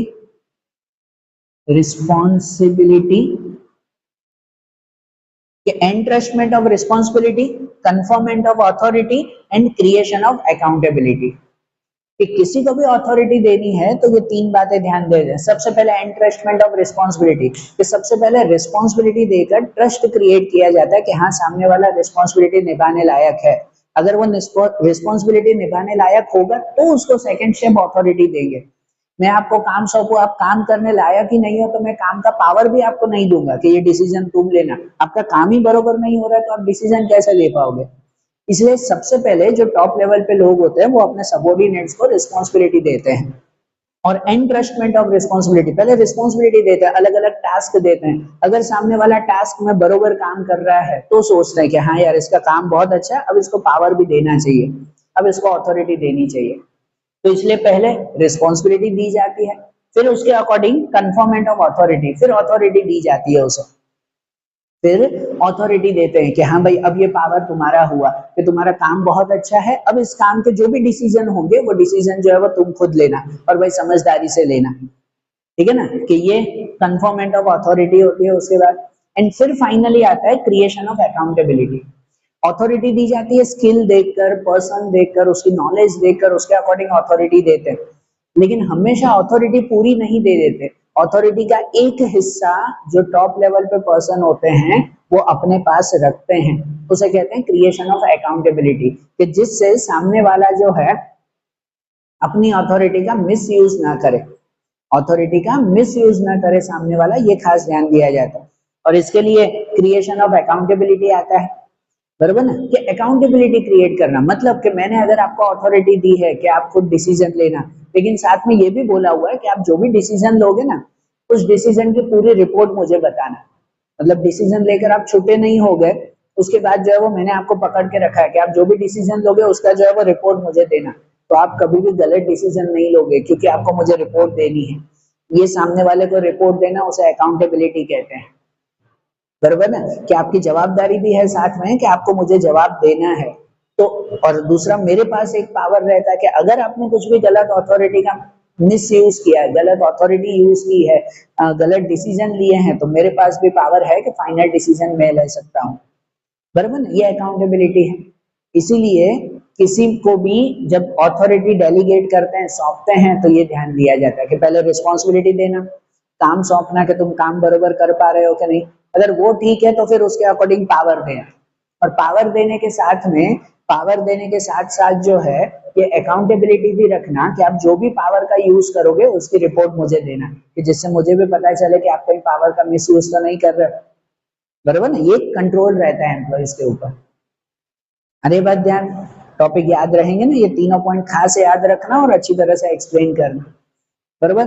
तो देखो अब ये ऑर्गेनाइजिंग के बारे में समझा ना कि बिजनेस का एक प्रॉपर स्ट्रक्चर तैयार करना और उन्हें उनके लिए सब अथॉरिटी तैयार करना।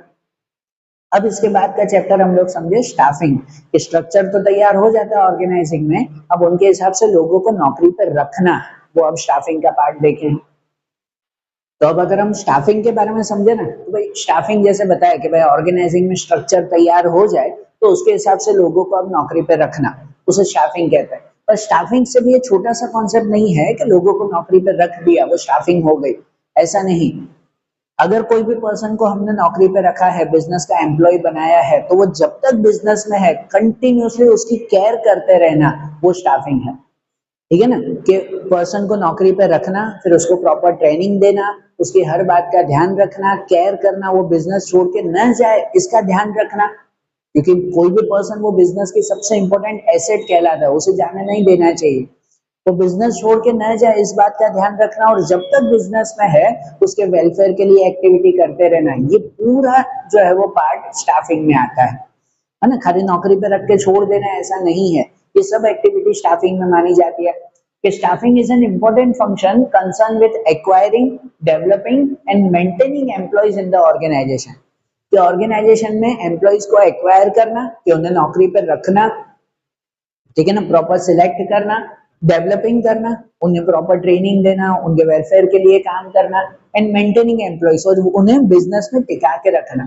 कोई भी एम्प्लॉय बिजनेस में जब सालों तक टिका रहता है ना, तो वो बिजनेस की इनवैल्यूएबल एसेट बन जाता है, सबसे जरूरी एसेट बन जाता है, जो ही बिजनेस को ग्रोथ करवाता है, बराबर। तो ये उनकी हर तरह से केयर करना वो स्टाफिंग है, ठीक है। बिना स्टाफिंग के बिजनेस प्रॉपरली काम नहीं करता है, स्टाफ ही नहीं होगा तो बिजनेस चलेगा कैसे, ठीक है ना। ये सबसे इंपॉर्टेंट एक्टिविटी पूरे मैनेजमेंट फंक्शन में, सबसे इंपॉर्टेंट एक्टिविटी स्टाफिंग को मानी जाती है। ओके, अगर स्टाफिंग के कैरेक्टरिस्टिक भी समझे तो उसमें आता है ना, it is a perennial and dynamic process and one of the important managerial function closely related to the other managerial functions is sorry कि स्टाफिंग जो है it is perennial and dynamic process. Perennial है मतलब simple कहो तो भाई जब तक बिजनेस चल रहा है ये भी चलती रहेगी, कंटिन्यूस प्रोसेस है। और डायनेमिक है, हमेशा सिचुएशन के हिसाब से चेंज होती रहती है। एम्प्लॉयज की केयर करना है तो जैसे जो है वो एम्प्लॉय की सिचुएशन बने, जैसे एम्प्लॉयज की डिमांड रहे उसके हिसाब से बिजनेस में बदलाव आते रहते हैं। तो स्टाफिंग डायनेमिक प्रोसेस है, रिगिड प्रोसेस नहीं है, ये सिचुएशन के हिसाब से चेंज होती है। And one of the important managerial function, जितने भी मैनेजरियल फंक्शन है ये सबसे इंपॉर्टेंट मैनेजरियल फंक्शन माना जाता है। ठीक है ना, अगर प्रॉपर स्टाफिंग नहीं की, आपके स्टाफ ही बरोबर नहीं है, बरोबर लोगों को ही नौकरी पे नहीं रखा है, आपका बिजनेस चलेगा ही नहीं। Talented person, eligible person, skilful person नौकरी पे होंगे, बिजनेस में होंगे तो वो बिजनेस को काम करवाएंगे ना, बरोबर ना। इसलिए अगर उनकी केयर नहीं की, उनको बरोबर नहीं रखा तो बिजनेस चलेगा ही नहीं। तो ये सबसे इंपॉर्टेंट मैनेजरियल फंक्शन आ जाता है, closely related to other managerial function. इस ये जो है वो बाकी सब function, planning, organising, directing, controlling, उन सब से जो है वो ये प्रॉपर रिलेटेड है। ये पूरे मैनेजमेंट का जो है वो एक मिडल फंक्शन कहलाता है ये, क्योंकि इसके ऊपर सब फंक्शंस जो है वो डिपेंड रहते हैं। It is concerned with human relation, which is considered as capital investment and has a wide scope of employee welfare and development. ठीक है, it is concern with human relation, ये ह्यूमन रिलेशन से concern करता है, मतलब staffing में human relation खास देखा जाता है। ये भी वही बात जो हम सब में कहते हैं कि इसकी स्टाफिंग के हर एक्टिविटी में ह्यूमन सेंटर में रहते हैं। ठीक है ना, स्टाफिंग में लोगों को नौकरी पर रखा जाता है, उन्हें एक प्रॉपर पोजीशन दी जाती है, दूसरों के साथ एक प्रॉपर रिलेशन बनाया जाता है। इसमें ह्यूमन रिलेशन का पॉइंट जो है वो बहुत जरूरी आता है, ये एक साइकोलॉजिकल कॉन्सेप्ट बन जाता है staffing, and which is consider as capital investment. Staffing business का एक तरह का कैपिटल इन्वेस्टमेंट है, बराबर। कितने लोग स्टाफिंग की एक्टिविटी को एक्सपेंस मानते हैं कि भाई एम्प्लॉय को क्यों केयर करना, उसकी वेलफेयर एक्टिविटीज क्यों करना, एम्प्लॉयज ने चुपचाप काम करवाओ, बराबर ना। उनकी केयर के लिए जो है वो पैसे खर्च करना तो वो एक्सपेंस मानते हैं, लेकिन एक्सपेंस नहीं है। स्टाफिंग की एक्टिविटीज करना वो कैपिटल इन्वेस्टमेंट है कि अगर हम स्टाफ का ध्यान रखेंगे तो वो हमारे लिए काम करेंगे और बिजनेस को प्रॉफिट ला कर देंगे, बराबर। तो ये कैपिटल इन्वेस्टमेंट है कि स्टाफ पे किया हुआ इन्वेस्टमेंट प्रॉफिट बन के हमारे पास आता है। And has a wide scope of employee welfare and development, इसका स्कोप बहुत वाइड है। ये स्टाफिंग बताया ना, खाली नौकरी पे रख देना इतना छोटा कॉन्सेप्ट नहीं है, उसमें सब आ जाता है। एम्प्लॉयज की जो है वो वेलफेयर और डेवलपमेंट रिलेटेड सब एक्टिविटीज में आ जाती है, बराबर। तो मतलब स्टाफिंग कोई छोटा कॉन्सेप्ट नहीं, बहुत बड़ा कॉन्सेप्ट कहलाता है। और स्टाफिंग बहुत जरूरी कॉन्सेप्ट है, उसकी इंपॉर्टेंस भी आती है, बराबर। तो नहीं कहते कि भाई स्टाफिंग जो है वो सबसे जरूरी आता है, अगर स्टाफिंग की एक्टिविटीज पे एक्सपेंस नहीं किया तो हमें बिजनेस को बहुत बड़ा नुकसान उठाना पड़ता है, बराबर। तो उसकी इंपॉर्टेंस अगर समझे तो it is a driving force of an organisation which is essential for other managerial function. ये बिजनेस का ड्राइविंग फोर्स है, ड्राइविंग फोर्स है कि इन्हीं की वजह से बिजनेस चल रहा है। स्टाफ ही नहीं होगा तो बिजनेस चलाएगा कौन? अकेला मालिक जो है वो 100 लोगों का काम थोड़ी करेगा, 100 लोगों के स्टाफ हैं तो ही तो बिजनेस चल रहा है। तो ये बिजनेस का ड्राइविंग फोर्स है, उसकी वजह से बिजनेस चल रहा है। And which is essential for other managerial function, कि बाकी सब मैनेजमेंट फंक्शन को प्रॉपरली चलाने के लिए प्रॉपर स्टाफ चाहिए। आप प्लानिंग और ऑर्गेनाइजिंग तो कर लेते हो, लेकिन उसके बाद बिजनेस को चलाना और डायरेक्टिंग, कंट्रोलिंग, ये सब एक्टिविटी के लिए तो स्टाफ ही चाहिए ना, ठीक है ना। बिना स्टाफिंग के जो है वो बाकी के मैनेजमेंट एक्टिविटीज नहीं हो पाती है, तो इसलिए बाकी सब मैनेजमेंट फंक्शंस करने के लिए भी स्टाफ जरूरी है। It provide job satisfaction, maintain harmony in relation and increase Prestige of the business. Staffing का फायदा ये होता है कि इट प्रोवाइड जॉब सेटिस्फेक्शन, ये प्रॉपर स्टाफिंग एक्टिविटी से। अब स्टाफिंग मतलब यही समझना कि भाई खाली नौकरी पे रखना नहीं है, उसकी लाइफ टाइम केयर करना है एम्प्लॉयज की, वो स्टाफिंग है। So it provide job satisfaction, कि प्रॉपर स्टाफिंग से एम्प्लॉयज के वेलफेयर एक्टिविटीज से उन्हें जॉब सेटिस्फेक्शन मिलता है। मेंटेन हार्मनी इन रिलेशन, कि एक प्रॉपर जो है वो रिलेशन में हार्मनी, सुख शांति बनी रहती है। ऑनर और एम्प्लॉय में अच्छा रिलेशन बनता है, ठीक है ना। एम्प्लॉयज को जो है वो ये बिजनेस अपना बिजनेस लगता है और वो अच्छी तरह से काम कर पाते हैं। And increase Prestige of business, और जिससे इनडायरेक्टली बिजनेस की प्रेस्टीज, प्रेस्टीज मतलब गुडविल, बिजनेस की गुडविल, बिजनेस का नाम भी बढ़ता है। क्योंकि अगर एम्प्लॉय अच्छे होंगे, वो खुश रहेंगे बिजनेस में, तो बाहर जाके बिजनेस की तारीफ करेंगे कि मैं जहाँ नौकरी करता हूँ वो बिजनेस बहुत अच्छा है, और वो जाकर बाहर तारीफ करेंगे तो इनडायरेक्टली बिजनेस की गुडविल बढ़ेगी, बिजनेस की प्रेस्टीज बढ़ेगी। It is continuous and dynamic process which consider employee as a limbs of business. कि ये कंटिन्यूस प्रोसेस है, डायनेमिक प्रोसेस है, कि स्टाफिंग जो है वो कंटिन्यूस है, जब तक बिजनेस चलेगा स्टाफ तो रहना ही वाला है, और ये कंटिन्यूस प्रोसेस रहती है और डायनेमिक है, हमेशा बदलती रहती है। जो स्टाफ की जैसी डिमांड हो, जैसी सिचुएशन हो, उसके हिसाब से उन्हें ट्रेनिंग देनी पड़ती है, वेलफेयर एक्टिविटीज करनी पड़ती है, तो ये डायनेमिक प्रोसेस है। और स्टाफिंग ही जो है या स्टाफ जो है वो बिजनेस के लिम्स कहलाते हैं, हाथ पैर कहलाते हैं। प्लानिंग अगर ब्रेन कहलाता है, ये ऑर्गेनाइजिंग अगर जो है वो स्ट्रक्चर कहलाता है, तो ये स्टाफ हो वो बिजनेस के लिम्स कहलाते हैं, हाथ पैर कहलाते हैं। जैसे हाथ पैर हमारी बॉडी में काम करते हैं तो बॉडी चल रही है ना, हम सब काम कर पाते हैं। तो उसी तरह से बिजनेस में ये स्टाफ लिम्स की तरह है, स्टाफ है तो बिजनेस के सब काम चल रहे हैं, है ना। तो बिना स्टाफ, बिना स्टाफिंग एक्टिविटी के बिजनेस बेकार हो जाता है, बरोबर ना, खाली स्ट्रक्चर होगा वो तो सिर्फ। और दूसरा एक छोटा सा पॉइंट आता है, अलग से शॉर्ट नोट आती है कि staffing as a part of HRM. Staffing को ह्यूमन रिसोर्स मैनेजमेंट का एक पार्ट माना जाता है। पहले के समय में स्टाफिंग की एक्टिविटी इतनी ज्यादा इंपॉर्टेंट नहीं थी, पर आज के समय में स्टाफ को सबसे वैल्यूएबल एसेट माना जाता है, और इसकी वजह से हर बिजनेस में स्टाफिंग की एक्टिविटीज के लिए अलग से डिपार्टमेंट बनाते हैं। जो स्टाफिंग की ये सब एक्टिविटी है, एक्वायरिंग, डेवलपिंग, मेंटेनिंग, इसके लिए बिजनेस में अलग से डिपार्टमेंट होता है जिसे एचआर डिपार्टमेंट कहते हैं, ह्यूमन रिसोर्स डिपार्टमेंट, बराबर ना। उसके एक जो है वो पर्सन कहला है, उसके मैनेजमेंट, उसके मैनेजर पर्सन को एचआरएम, ह्यूमन रिसोर्स मैनेजर कहते हैं, बराबर। और उसकी पूरी एक्टिविटी को एचआरएम, ह्यूमन रिसोर्स मैनेजमेंट कहा जाता है। और आज के टाइम में स्टाफिंग ह्यूमन रिसोर्स मैनेजमेंट का ही एक पार्ट बन चुका है। अब बिजनेस में अलग से डिपार्टमेंट काम करता है, एचआर डिपार्टमेंट, जो ये सब एक्टिविटी को संभालता है, और जिसमें दो तरह की एक्टिविटी आती है, मैंने डायरेक्ट दो एक्टिविटीज लिखी है। एचआरएम दो तरह की एक्टिविटी करता है, concern with man power planning, कि मैन पावर प्लानिंग करता है, जिसका मतलब ये होता है कि बिजनेस में कब, कैसे और कितने लोगों की जरूरत है, ये केयर एचआर करता है। वो चेक करता है बिजनेस में कि अब ज्यादा लोगों की जरूरत है तो चलो नए लोगों को नौकरी पे रखो, बराबर। अच्छा चलो अब मंदी चल रही है, ज्यादा लोगों की जरूरत नहीं है तो उन्हें जरूरी लोगों को नौकरी से हटाओ। अच्छा ये पर्सन को रखा है तो उसे इस पोजीशन पे बिठाओ, इसको ये पोजीशन पे काम दो, बराबर। ये मैन पावर प्लानिंग का काम एचआरएम का है, ठीक है, कि वो चेक करता है कि बिजनेस में कब, कहां और कैसे लोगों की जरूरत है। And then concern with compensation and development of staff, यहाँ पे हमने रख तो दिया स्टाफ को, अब उसके जो है वो डेवलपमेंट के लिए, बराबर ना, उनके कंपेंसेशन मतलब उनके पगार, उनके बोनस, इन सब के लिए काम करना। एचआरएम केयर करता है कि जो पर्सन जैसा काम कर रहा है उसके हिसाब से उसे पगार मिलनी चाहिए, उसका डेवलपमेंट होना चाहिए, उसकी कोई भी प्रॉब्लम हो तो वो प्रॉब्लम सॉल्व होनी चाहिए। कोई पर्सन कह रहा है कि मुझे इस ग्रुप के साथ बिठाया है, यहाँ मुझे नहीं जम रहा है, तो वो पर्सन वहां ढंग से काम करेगा ही नहीं। तो एचआर केयर करता है कि ठीक है तुम यहाँ काम नहीं कर पा रहे हो तो यहाँ से उठ के यहाँ पे बैठ जाओ, मैं हम आपको दूसरे ग्रुप में बिठाते हैं, आप वहां पे काम करो। तो हर चीज की केयर करना, ये काम जो है वो एचआरएम का है, बराबर। आज स्टाफिंग वो बिजनेस का सबसे इंपॉर्टेंट पार्ट बन चुका है। बिजनेस में अलग डिपार्टमेंट आता है, एचआर डिपार्टमेंट, जो स्टाफिंग की एक्टिविटी को संभालता है पूरा। अब इसके बाद आपके चैप्टर का मेन पार्ट आता है, वो आता है प्रोसेस ऑफ स्टाफिंग, कि स्टाफिंग की प्रोसेस क्या है।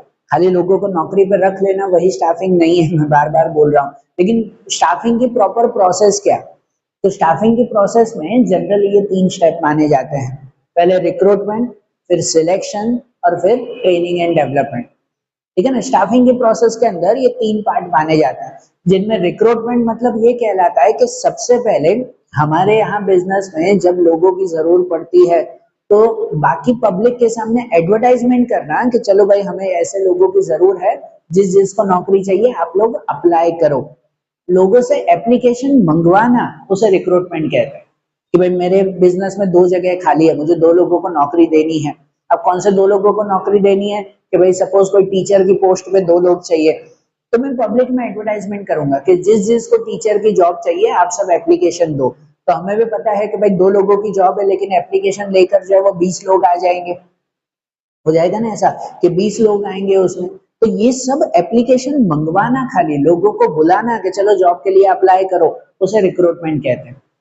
बराबर। फिर जब जॉब के लिए अप्लाई हो जाता है, 2 जगह खाली है लेकिन 20 लोगों ने अप्लाई किया है, उन 20 में से अब 2 लोगों को सिलेक्ट करना पड़ता है, उसे हम सेकंड स्टेप सिलेक्शन कहते हैं।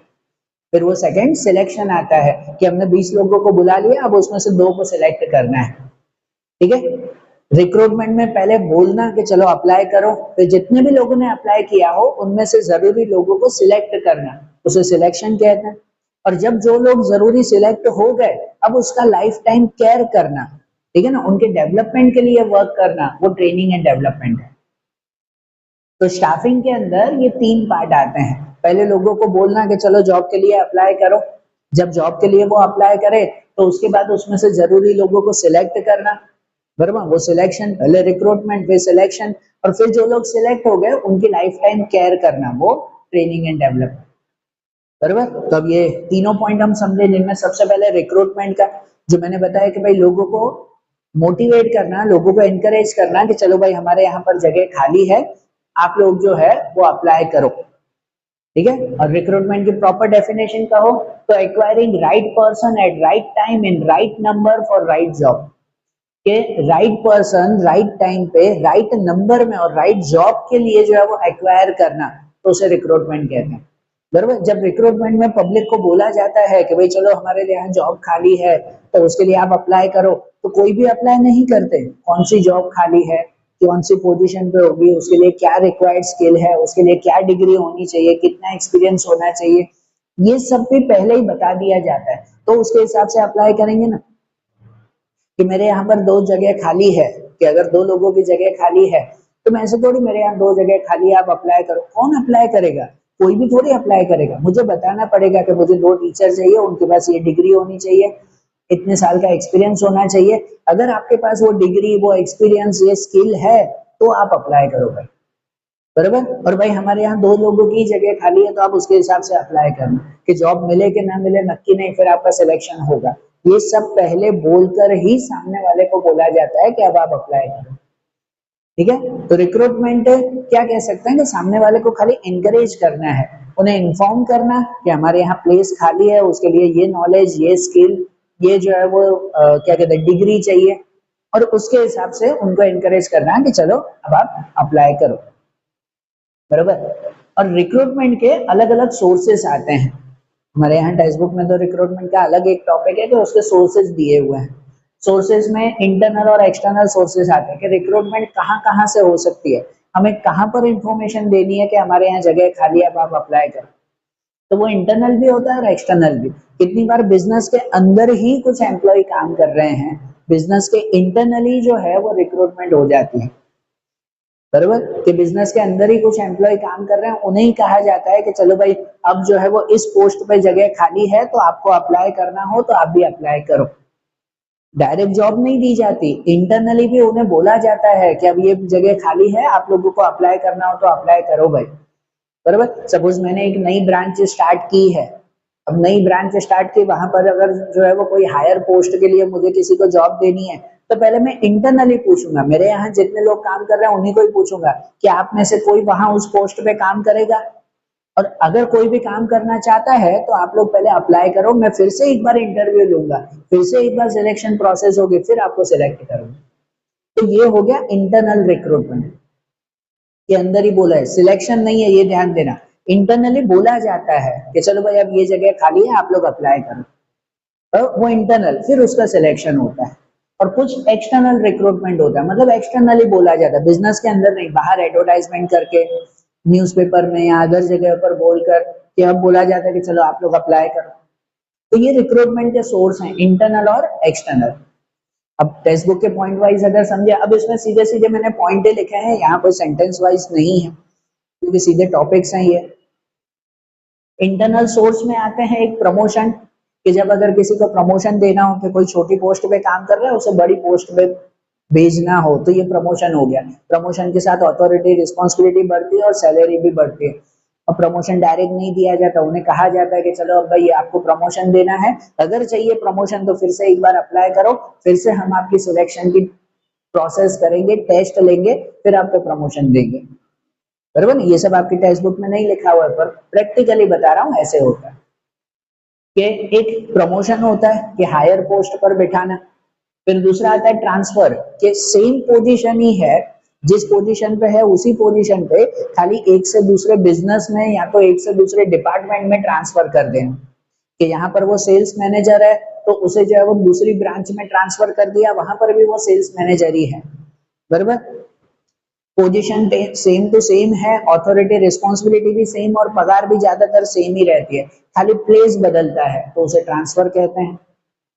फिर आता है friends and relatives of employees, कि जितने एम्प्लॉय काम कर रहे हैं उन्हीं के ही फ्रेंड्स और रिलेटिव्स को बोला जाता है कि चलो भाई आप यहाँ पे काम कर रहे हो, आप बहुत अच्छा काम कर रहे हो, आपके कोई फ्रेंड या आपके कोई रिलेटिव्स है तो उसे भी बोलो कि वो लोग भी आकर अप्लाई करें, हम उन्हें भी जॉब देंगे, बराबर ना। तो ये इंटरनल रिक्रूटमेंट हो गया, कि जो एम्प्लॉइज हैं उन्हीं के ही फ्रेंड्स और रिलेटिव्स को बोलना कि चलो आप लोग भी अप्लाई करो, जो सही होंगे उनको सिलेक्ट करेंगे।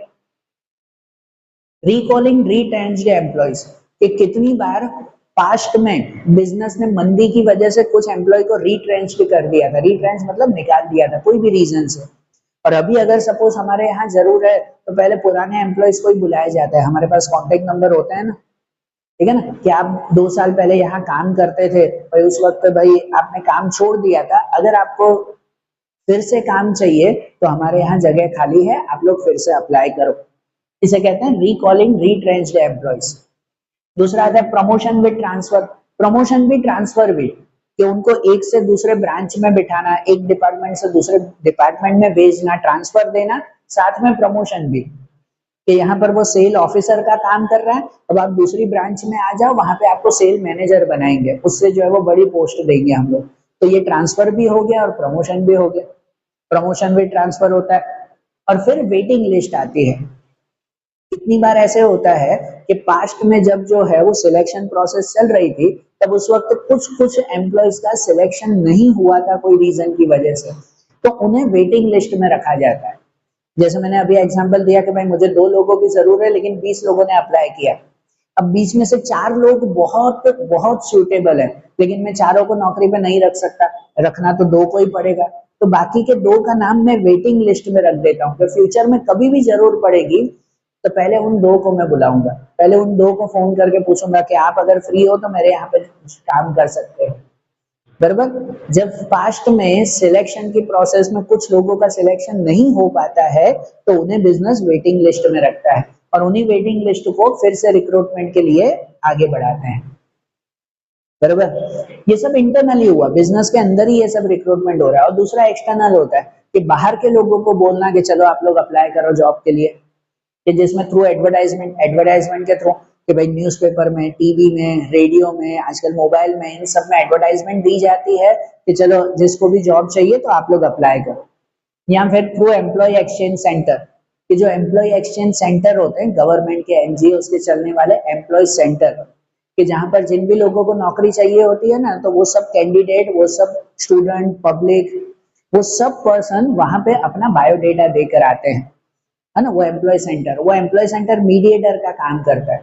अब मुझे अगर कोई भी जो है वो पर्सन की जरूरत है तो मैं एम्प्लॉय एक्सचेंज सेंटर में जाऊंगा और उन्हें कहूंगा कि भाई मुझे 2 टीचर की जरूरत है, आपके पास कोई जो है वो टीचर का बायोडेटा देकर गया है, और अगर हाँ तो फिर उन्हें कहा जाता है कि भाई वो एम्प्लॉय एक्सचेंज सेंटर उन एम्प्लॉय को फोन करता है कि भाई इस जगह पे जाओ, वहां टीचर की पोस्ट खाली है, आप लोग वहां अप्लाई करो, ठीक है। तो वो एम्प्लॉय एक्सचेंज सेंटर के थ्रू भी रिक्रूटमेंट होता है, मतलब एम्प्लॉय एक्सचेंज सेंटर वो मीडिएटर का काम करता है, कंपनी और पब्लिक के बीच में मीडिएटर है, कि मुझे कोई लोगों की जरूरत है तो मैं उसे बोलूंगा, और वो फिर वो एम्प्लॉय एक्सचेंज सेंटर उस पब्लिक को जाके जो है वो कहेगा कि इस कंपनी में जगह खाली है, आप लोग जाके अप्लाई करो, तो इनके थ्रू भी रिक्रूटमेंट होता है। या फिर थ्रू एजुकेशनल इंस्टीट्यूट, तो जैसे आईआईएम, आईआईटी जैसे जो है वो बड़े बड़े कॉलेजेस होते हैं, वहां पर जो है वो कितनी कंपनी प्लेसमेंट के लिए जाती है, वो जैसे 3 इडियट जैसी मूवीज देखी है आप लोगों ने, होता है ना वैसा, कि भाई कंपनी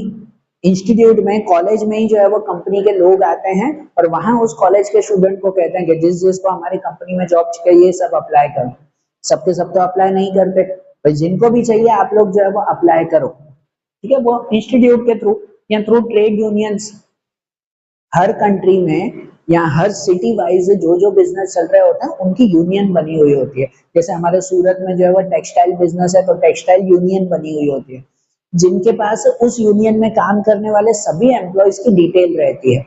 तो मुझे कोई भी अगर पर्सन की जरूरत है तो मैं उस यूनियन को जाके बोलूंगा कि भाई आपकी लिस्ट में कोई ऐसा है जो मेरी पोस्ट पे काम कर सके, तो उसे बोलो कि मुझे यहाँ पे अप्लाई करे। ठीक है ना, वो यूनियन के थ्रू अप्लाई होता है। या थ्रू कॉन्ट्रैक्टर एंड जॉबर्स, कोई छोटा मोटा कामकाज या डेली वर्क की एक्टिविटीज करवानी हो तो कॉन्ट्रैक्टर के थ्रू भी रिक्रूटमेंट होता है कि मुझे अगर घर बनाना है, मजदूरों की जरूरत है, तो मुझे नहीं पता मजदूर कहाँ मिलेंगे, लेकिन मैं कॉन्ट्रैक्टर के पास जाऊंगा, उससे पता है कि मजदूर कहाँ मिलेंगे।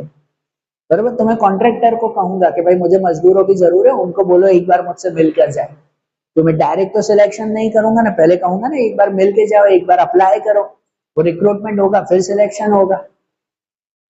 या फिर रिक्रूटमेंट एट द गेट, सबसे सिंपल प्रोसेस आती है रिक्रूटमेंट एट द गेट, कि कितने बिजनेस होते हैं वो अपने गेट के बाहर अपना बिजनेस, अपनी शॉप या गेट होता है उसके बाहर ही बड़ा सा बैनर लगा देते हैं कि हमें जो है वो पर्सन की जरूर है। ठीक है ना, कि जॉब वैकेंसी अवेलेबल, मानसोनी जरूर से, ऐसे जो है वो बाहर बोर्ड लगा देते हैं कि जिससे कोई भी आते जाते देखेगा और उसे लगेगा कि नहीं मुझे भी यहाँ पे जॉब करनी है, तो वो अंदर जाके अप्लाई करेगा। तो वो रिक्रूटमेंट एट द गेट होता है। और आज के टाइम में मॉडर्न मेथड चलती है रिक्रूटमेंट की। मॉडर्न मेथड में आ जाती है कि भाई आजकल जो है वो वेबसाइट के थ्रू हो जाता है, मोबाइल एप्लीकेशन के थ्रू आ जाता है, वो naukri.com करके जो है वो वेबसाइट है, लिंक्डइन करके जो है वो वेबसाइट चलती है कि जहाँ पे हम लोग अपना बायोडेटा रखते हैं और कंपनी कंपनी वो बायोडेटा खुद ब खुद चेक करती है और वो सामने से हमें कांटेक्ट करती है कि आपको अगर हमारी कंपनी में जॉब चाहिए तो आप लोग अप्लाई करो। ठीक है ना, ये मॉडर्न मेथड है रिक्रूटमेंट की। तो सबसे पहले रिक्रूटमेंट होता है कि पर्सन को बोला जाता है कि चलो जॉब की जगह खाली है, आप लोग अप्लाई करो। अब जब वो अप्लाई करते हैं फिर उनमें से प्रॉपर सिलेक्शन होता है। ठीक है ना, selection, choosing the most suitable candidate from the application received, कि जितनी एप्लीकेशन मिली है उनमें से मोस्ट सुटेबल कैंडिडेट को चूज करना, सिलेक्ट करना, उसे सिलेक्शन कहते हैं। क्योंकि भाई मेरे यहाँ जगह 2 लोगों की खाली है, अप्लाई 20 लोगों ने किया है, तो उन 20 में से बेस्ट 2 लोगों को सिलेक्ट करना होगा ना हमें, बराबर ना, वो सिलेक्शन है। और सिलेक्शन के लिए एक प्रॉपर प्रोसेस आती है। आपकी टेक्स्ट बुक का मोस्ट इंपोर्टेंट क्वेश्चन 5 मार्क में ये प्रोसेस 99% पूछी जाती है। ठीक है, तो ये प्रोसेस और उसके स्टेप्स याद में रखना है। यहाँ मैंने स्टेप भी लिखे हैं, तो सेंटेंस वाइज नहीं है क्योंकि इस प्रोसेस में तो सीधे सीधे स्टेप है। कि अब रिक्रूटमेंट के बाद सिलेक्शन की प्रोसेस में क्या आता है, तो सबसे पहले आता है वेलकमिंग एंड प्राइमरी मीटिंग। ये जब सिलेक्शन होता है तो ऐसा नहीं सीधा इंटरव्यू होता है, सबसे पहले जितने लोगों ने अप्लाई किया है उसके जो बिजनेस के रिसेप्शनिस्ट होते हैं या बिजनेस के लीडर हुए या बिजनेस के सुपरवाइजर हुए, वो वेलकमिंग एंड प्राइमरी मीटिंग करते हैं कि भाई 20 लोग अप्लाई कर रहे हैं, भाई आपको बोला हुआ कि इस तारीख को जो है वो सब लोग अप्लाई करना, तो 20 लोग आ गए अप्लाई करने के लिए। तो सबसे पहले उनकी प्राइमरी मीटिंग होती है, उनका अपीयरेंस चेक किया जाता है, उनका बिहेवियर चेक किया जाता है, उनका बोलने का ढंग, उनके कपड़े पहनने का ढंग, वो कितना टाइम पे आ रहे हैं कि लेट आ रहे हैं, ये सब बातें वो पहले स्टेप में चेक की जाती है। जरूरत पड़े तो ग्रुप डिस्कशन करवाते हैं, छोटे छोटे जो है वो सवाल पूछते हैं, ये सब सुपरवाइजर करता है। बरोबर, सुपरवाइजर या जो मेन मैनेजर नहीं, सुपरवाइजर लीडर हुआ वो ये काम करता है। और उन्हीं में से ही जो जरूरी नहीं है, जो लेट आ रहे हैं, बरोबर कपड़े नहीं पहने हुए हैं, जो है वो उनका बोलना सही नहीं है, तो उनको पहले ही जो है वो बाहर निकाल दिया जाता है। ठीक है, तो वो वेलकमिंग इन प्राइमरी मीटिंग हो जाती है।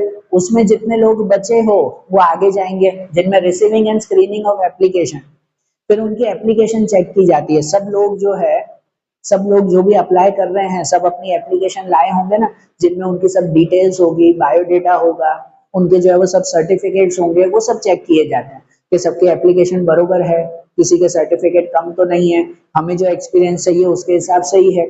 कि मुझे कोई पर्सन चाहिए जो MBA किया हुआ हो और उसने तो BBA ही किया हुआ है, उसकी एप्लीकेशन में लिखा हुआ है, तो उसे मना कर देंगे। तो उन सबकी एप्लीकेशन चेक करेंगे कि वो कितनी सही है, जिनकी सही ना हो उन्हें मना कर देंगे, बाकी को आगे चलाएंगे। फिर उनके बाद जरूरी टेस्ट लेते हैं, फिर उनकी प्रॉपर टेस्ट ली जाती है। जब बड़ी पोस्ट पे हमें जॉब देनी हो तो उसके लिए प्रॉपर सिलेक्शन के लिए टेस्ट ली जाती है, जिनमें IQ test, aptitude test, trade test, psychological test, ये सब टेस्ट होती है कि जिनसे IQ टेस्ट से पता चलता है कि उनकी जनरल नॉलेज जो है वो कितनी अच्छी है, एप्टीट्यूड टेस्ट से पता चलता है कि उनकी उस टॉपिक, उस बिजनेस रिलेटेड जो है वो ये नॉलेज कितनी अच्छी है, है ना। ट्रेड टेस्ट से पता चलता है कि वो जिस पोस्ट पे काम कर रहे हैं वहां पर वो क्विक डिसीजन ले पाएंगे कि नहीं, जरूरी जो है वो प्रॉब्लम आएगी तो उसका सॉल्यूशन ढूंढ पाएंगे कि नहीं है ढूंढ पाएंगे, इनके रिगार्डिंग उनकी टेस्ट ली जाती है। और साइकोलॉजिकल टेस्ट ली जाती है कि वो मेंटली कितने फिट हैं, जल्दी गुस्सा तो नहीं आ जाता है, कि वो जो है वो चिढ़ तो नहीं जाते। लेकिन ये सब डिसीजंस, ये सब अलग अलग टेस्ट उनकी ली जाती है कि जो भी पोस्ट के लिए सूटेबल हो, जरूरी हो, उसके रिगार्डिंग टेस्ट लेंगे। जो इन टेस्ट में पास होगा उन्हें आगे बढ़ाया जाएगा, नहीं तो उन्हें मना कर दिया जाएगा कि सॉरी आप इस पोस्ट के लायक नहीं हो। बराबर ना, जो सही होगा उसे आगे बढ़ाएंगे। उस टेस्ट के बाद दूसरा आता है वो पर्सनल इंटरव्यू आता है। फिर इनका पर्सनल इंटरव्यू होता है जो हम हमेशा कहते हैं ना, आप लोग टीवी पे जो देखते हो कि सामने 4 लोग बैठकर एक का इंटरव्यू ले रहे हैं, तो वो पर्सनल इंटरव्यू इस स्टेप पे आता है। ये सब तो बाहर जो है वो सुपरवाइजर वगैरह की एक्टिविटी करवाते हैं। फिर पर्सनल इंटरव्यू आता है कि जिसमें प्रॉपर केयर की जाती है कि जो भी जरूरी सवाल हो वो सब जरूरी सवाल वहां पर पूछ लिए जाए, कि कोई भी सवाल छूटे नहीं, जो भी जरूरी रिक्वायरमेंट हो वो सब जो है वो प्रॉपरली बात की जाए। ठीक है ना, वो पर्सनल इंटरव्यू लिया जाता है जो हायर अथॉरिटी के लोग लेते हैं वहां पर इंटरव्यू। जब इस इंटरव्यू में पास हो जाए तो उसके बाद चेकिंग रेफरेंसेस, वो जो एप्लीकेशन देते हैं उन एप्लीकेशन में रेफरेंस होता है कि वो पहले कहाँ पे काम करते थे, उस कंपनी का नाम, उसका कॉन्टेक्ट नंबर लिखा हुआ होता है। बराबर, या तो कोई प्रोफेशनल पर्सन का कॉन्टेक्ट नंबर होता है, कोई रेफरेंस होते हैं जो उन पर्सन को पहचानते हो। तो उन्हें फोन करके पूछा जाता है कि भाई ये जो पर्सन है उन्होंने हमारी जॉब पे अप्लाई किया है, ये पर्सन कैसे हैं, ये पहले आपकी कंपनी में काम करते थे तो वो ढंग से काम करते थे कि भाई कुछ गलत काम करते थे। ये सब रेफरेंस चेक करते हैं। अगर रेफरेंस क्लियर हुआ तो आगे बात बढ़ेगी, अगर रेफरेंस में ही मना किया कि सामने वाली कंपनी बोलेगी कि ये इंसान पहले मेरे यहाँ काम करता था और बहुत गलत काम करता था, इसको नौकरी मत देना, तो हम भी उसे नौकरी नहीं देंगे। बराबर ना, तो वो रेफरेंस कंपनी चेक करती है उसमें। उसके बाद प्रिलिमिनरी सिलेक्शन होता है। फिर कितनी बार ऐसे होता है कि जरूरी लोगों को 1-2 दिन के लिए जो है वो प्रिलिमिनरी सिलेक्शन होता है, जितने जितने जरूरी लोग हो उससे ज्यादा लोग उसे सिलेक्ट किए जाते हैं।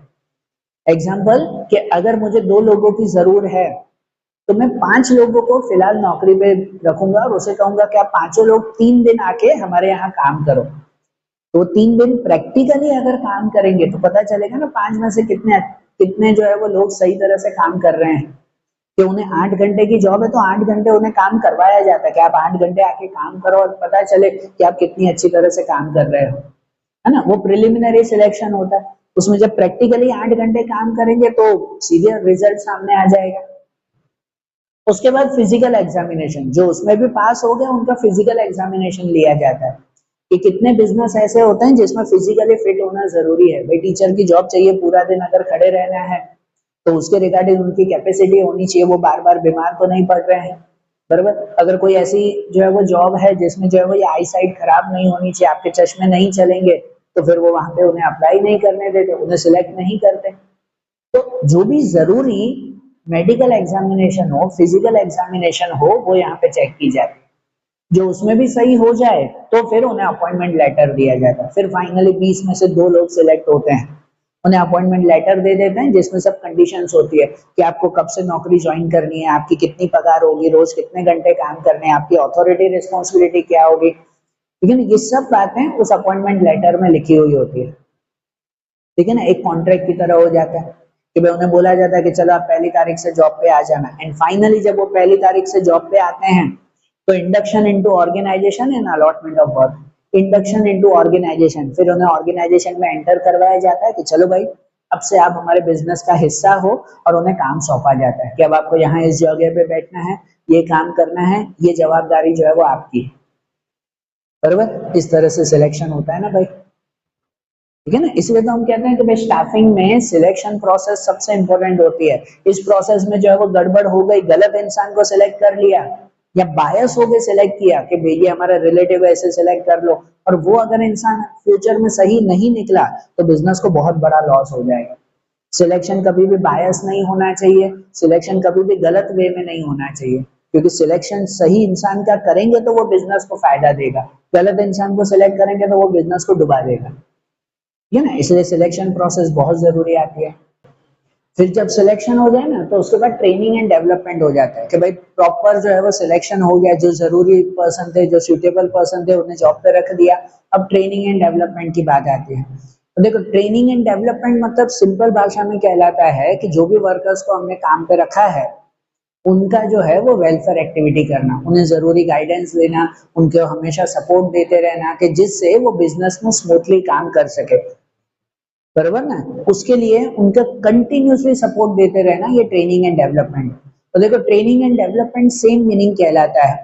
जब हम कोई लोगों को नौकरी पे रखते हैं तो बिजनेस में 3 लेवल हैं, top level, middle level, bottom level. तो बॉटम लेवल पे भी कभी सिलेक्शन होता है कि उन लोगों को नौकरी पे रखा है, ठीक है ना, और उनका सिलेक्शन सिंपल हो जाता है। लेकिन कभी टॉप लेवल पे मैनेजर वगैरह को सिलेक्ट करना है तो उन्हें भी तो नौकरी पे रखा जाता है ना, उनका सिलेक्शन भी होता है। और उनका सिलेक्शन एक लेंथी प्रोसेस से होता है, प्रॉपर प्रोसेस जो अभी देखी थी हमने, ठीक है। और जब टॉप लेवल पे मैनेजर को रखा है उन्हें भी ट्रेनिंग एंड डेवलपमेंट की जरूरत है, उन्हें भी प्रॉपर जो है वो गाइडेंस की जरूरत होती है, क्योंकि भले उनके पास कितना भी एक्सपीरियंस है, वो जब नए बिजनेस में काम करने आते हैं तो नए बिजनेस के हिसाब से उन्हें गाइडेंस देनी पड़ती है, ठीक है ना। रेगुलर अपडेट जो है वो उन्हें भी देना पड़ता है। इसलिए सिंपल भाषा में कहो तो ऐसा आता है कि भाई training it is imparting theoretical and practical knowledge to employees at bottom level. Bottom level पे जो काम करते हैं उन एम्प्लॉयज को थियरिकल और प्रैक्टिकल नॉलेज देना, रेगुलर अपडेट देते रहना, उन्हें गाइडेंस देते रहना, बॉटम लेवल पे जो काम कर रहे हैं उसे ट्रेनिंग कहते हैं। और डेवलपमेंट भी वही है कि imparting theoretical and practical knowledge to employees at top and middle level. जो टॉप लेवल पे, जो मिडिल लेवल पे बड़े बड़े ऑफिसर्स काम कर रहे हैं उन्हें थियरिकल और प्रैक्टिकल नॉलेज देना, उसे डेवलपमेंट कहते हैं, ठीक है ना। दोनों का मीनिंग सेम है, दोनों का जो है वो एक्टिविटी सेम है, लेकिन यहाँ जो एक्टिविटी होती है थियरिकल एंड प्रैक्टिकल नॉलेज लेना वो बॉटम लेवल के लोगों को, और यहाँ जो थियरिकल एंड प्रैक्टिकल नॉलेज दी जाती है वो टॉप लेवल के लोगों को दी जाती है, बराबर। बॉटम लेवल के लोग होते हैं उन्हें training and theoretical and practical knowledge होती है रेगुलर वर्क के लिए, मशीन कैसे चलानी है, रेगुलर काम कैसे करना है, उनके लिए उन्हें समझाया जाता है। जबकि यहाँ पर जो theoretical and practical knowledge top level को दी जाती है वो दी जाती है कि पूरे बिजनेस को कैसे चलाना है, बिजनेस की ग्रोथ कैसे करनी है, प्रॉफिट कैसे बढ़ाना है। बिजनेस की ग्रोथ करना, प्रॉफिट बढ़ाना वो बॉटम लेवल का काम नहीं है, उनका काम है रेगुलर काम करना। टॉप लेवल का काम होता है बिजनेस का प्रॉफिट इंक्रीज करना है, बिजनेस की ग्रोथ करनी है, बिजनेस को एक्सपांड करना है, तो उसके लिए उन्हें थियरिकल एंड प्रैक्टिकल नॉलेज दी जाती है, और इसी वजह से उसे हम लोग डेवलपमेंट कहते हैं। तो यहाँ ध्यान देना ट्रेनिंग एंड डेवलपमेंट का मीनिंग सेम है, थियरिकल एंड प्रैक्टिकल नॉलेज प्रोवाइड करना, पर ये होता है बॉटम लेवल के लोगों को और ये होता है टॉप एंड मिडिल लेवल के लोगों को, बराबर। और दोनों की अपनी अपनी इंपॉर्टेंस है कि पहले ट्रेनिंग की इंपॉर्टेंस समझे, बराबर। ट्रेनिंग समझ जाना कि ट्रेनिंग मतलब उन्हें वो मिलिट्री की तरह ट्रेनिंग देनी है, ये वो ट्रेनिंग की बात नहीं है। थियरिकल एंड प्रैक्टिकल नॉलेज उन्हें देनी है हर चीज की, भले उसकी तरह ही देना पड़े, पर हर चीज की थियरिकल एंड प्रैक्टिकल नॉलेज देनी है कि जिससे बॉटम लेवल का वर्क प्रॉपर हो सके, रेगुलर डेली फंक्शन अच्छी तरह से चल सके। और इसके फायदे क्या हैं? So it provide a modern technical knowledge, ensure safety and increase job satisfaction of employees. कि ट्रेनिंग की वजह से मॉडर्न टेक्निकल नॉलेज एम्प्लॉयज को मिलती है कि नई मशीन आई है तो कैसे चलाना है, कैसे काम करना है, नई नई टेक्नोलॉजी का फायदा उन्हें मिलता है, ठीक है ना। जब थियरिकल एंड प्रैक्टिकल नॉलेज उन्हें मिलती है तो बॉटम लेवल पे जो रोज का काम कर रहे हैं तो मॉडर्न टेक्निकल नॉलेज उन्हें मिलती है। एंश्योर सेफ्टी, उनकी सेफ्टी रहती है कि जब कोई मशीन का काम दिया जाए तो उन्हें जो है वो प्रैक्टिकल नॉलेज दी जाती है कि देखो मशीन में ये करना है, ये नहीं करना है, अगर ये करोगे तो बहुत नुकसान हो जाएगा, तो जिससे उनकी सेफ्टी मेंटेन रहती है। And increase the job satisfaction, employees को जॉब सेटिस्फेक्शन मिलता है कि चलो भाई हमें कोई थियरिकल एंड प्रैक्टिकल नॉलेज दे रहा है तो ठीक है, अब हम जो है वो उसके हिसाब से काम करेंगे, उन्हें जॉब सेटिस्फेक्शन अच्छा मिलता है। It reduce the labor turnover, cost and wastage and increase productivity and profit. सही बात ना कि इनसे लेबर टर्नओवर रेट रिड्यूस होता है कि जब प्रॉपर थियरिकल एंड प्रैक्टिकल नॉलेज दी जाती है, ट्रेनिंग दी जाती है, तो एम्प्लॉइज जॉब छोड़ के नहीं जाते, तो लेबर टर्नओवर रेट जो है वो रिड्यूस रहता है। कॉस्ट और वेस्टेज कम होता है कि बिजनेस में वेस्टेज नहीं होता, रिसोर्सेज का खर्चा कम होता है, एक्सपेंसेस कम हो जाते हैं, क्योंकि पहले ही उनको ट्रेनिंग देते हैं कि देखो ये रिसोर्स ऐसे यूज करना, ये रॉ मटेरियल का ऐसे यूज करना, पहले ही उन्हें बोल दिया जाता है, तो वो रॉ मटेरियल, वो रिसोर्स, उन चीजों का वेस्टेज होगा नहीं, तो एक्सपेंस बच जाएगा और उनसे प्रोडक्टिविटी बढ़ती है और प्रॉफिट बढ़ता है, उनकी काम करने की क्षमता बढ़ती है प्रॉपर नॉलेज की वजह से, और इनडायरेक्टली बिजनेस को अच्छा खासा प्रॉफिट मिल जाता है। And it leads to the growth and development of employees and increase the prestige of business, कि उनकी वजह से एम्प्लॉयज का भी ग्रोथ एंड डेवलपमेंट होता है, उन्हें थियरिकल प्रैक्टिकल नॉलेज मिले, जो बॉटम लेवल पे काम करते हैं तो वो भी नई नई बातें सीखते हैं, वो भी नई नई नॉलेज लेते हैं, तो उनका भी ग्रोथ होता है, और साथ में बिजनेस की प्रेस्टीज पे भी असर होता है, बिजनेस की गुडविल बढ़ती है। जो पहले भी बताया कि एम्प्लॉय मजे से काम करेंगे तो वो बाहर जाके बताएंगे कि यार हमारा बिजनेस बहुत अच्छा है, तो इनडायरेक्टली बिजनेस की भी ग्रोथ होती है, नाम बढ़ता है, ठीक है ना। ये बॉटम लेवल के लिए जो फायदे हैं ट्रेनिंग के। वैसे ही डेवलपमेंट आता है, वही थियरिकल एंड प्रैक्टिकल नॉलेज देना कि भाई बिजनेस को मैनेज कैसे करना है, बिजनेस की ग्रोथ कैसे करनी है, प्रॉफिट कैसे इंक्रीज करवाना है, इन सब के लिए ट्रेनिंग और थियरिकल एंड प्रैक्टिकल नॉलेज देना, तो उसे हम लोग डेवलपमेंट कहते हैं। और इन डेवलपमेंट के फायदे क्या हैं? तो it increase the technical knowledge, gives the research and new ideology to employees. यहाँ एम्प्लॉयज मतलब बॉटम लेवल के नहीं, मिडल एंड टॉप लेवल पे जो जो एम्प्लॉयज काम करते हैं, बराबर, जो मैनेजर है वो भी तो एक तरह का एम्प्लॉय है ना बिजनेस के लिए। सो इसकी इंपॉर्टेंस है कि it increase the technical knowledge, कि भाई उन जो मैनेजर हैं जो टॉप लेवल पे काम करते हैं उनकी टेक्निकल नॉलेज बढ़ती है। ये थियरिकल एंड प्रैक्टिकल नॉलेज देने से वो नई नई टेक्नोलॉजी को जानते हैं कि हाँ भाई बाहर नई नई मशीनें ऐसी आई है, ये प्रोडक्शन मशीन है, ये नई मशीन दुनिया में चल रही है, तो हम भी ऐसा अप्लाई करें। मैं कितनी बार एग्जांपल आपको देता हूँ कि भाई जो बड़ी बड़ी कार बनाने वाली कंपनी है उसके जो ऑनर हैं उनको कितनी बार पता ही नहीं होता कि कार बनानी कैसी है, वो भी उन्हें जो है वो थियरिकल एंड प्रैक्टिकल नॉलेज लेते हैं कि उन्हें पता होगा कौन सी मशीन यूज करनी है, कैसे करना है, क्या काम हो रहा है, कैसे टेक्निकल नॉलेज है, तो वो फिर अपने एम्प्लॉयज को दूसरे बॉटम लेवल को समझा पाएंगे। इसीलिए ये डेवलपमेंट से उनकी टेक्निकल नॉलेज भी बढ़ती है, रिसर्च एंड न्यू आइडियोलॉजीज मिलती है, नई नई आइडियोलॉजीज उन्हें पता चलती है, नए जो है वो क्या कहते हैं वर्किंग मेथड पता चलती है कि जिससे बिजनेस की ग्रोथ हो सके, नई नई आइडियोलॉजी वो अपनाते हैं। It help in organisational growth, use optimum use of resources, problem solving and effective supervision. Development से फायदा होता है कि ऑर्गेनाइजेशनल ग्रोथ होती है, बिजनेस की ग्रोथ अच्छी हो पाती है, नई नई आइडियोलॉजी मिले, नई मेथड मिले काम करने की, वो उसके लिए अप्लाई करेंगे तो इनडायरेक्टली बिजनेस की ग्रोथ भी होगी। ऑप्टिमम यूज ऑफ रिसोर्सेस का मैक्सिमम यूज हो पाएगा, खाली बॉटम लेवल नहीं, पूरी बिजनेस के लिए जो जो रिसोर्सेस हैं उसका मैक्सिमम यूज होगा, वेस्टेज नहीं होगा रिसोर्स का। प्रॉब्लम सॉल्विंग होगी कि बिजनेस की बड़ी से बड़ी प्रॉब्लम भी जो है वो इजीली सॉल्व कर पाएंगे, क्योंकि प्रॉब्लम सॉल्व करना इनका काम नहीं है, इनका काम है मशीन चलाना, रेगुलर वर्क करना, लेकिन कोई प्रॉब्लम हुई तो उसे कैसे सॉल्व करना है उसकी ट्रेनिंग तो ये लेते हैं ना टॉप लेवल पे, तो वो प्रॉब्लम सॉल्व करने की ट्रेनिंग उन्हें प्रॉपर मिलती है।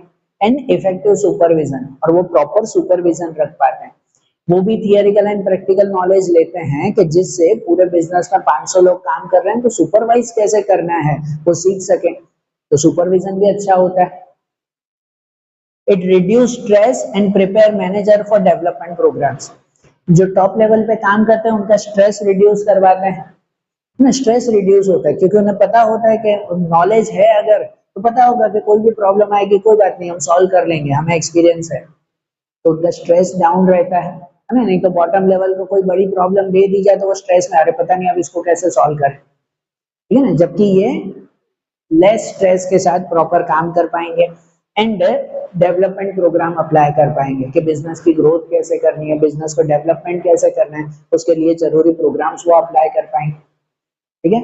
सो इनडायरेक्टली जब ट्रेनिंग दी जाती है तो बॉटम लेवल के और बिजनेस के रेगुलर वर्क प्रॉपरली हो पाते हैं, और जब डेवलपमेंट दिया जाता है टॉप लेवल को तो बिजनेस की ग्रोथ जो है अच्छी तरह से हो पाती है।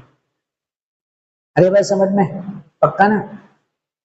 तो आज जैसे हमने ये देखा ना चैप्टर 4 और 5 का रिवीजन देखा, अब आगे के चैप्टर के रिवीजन हम लोग अगले वीडियो में देखेंगे। ओके चलो, थैंक यू।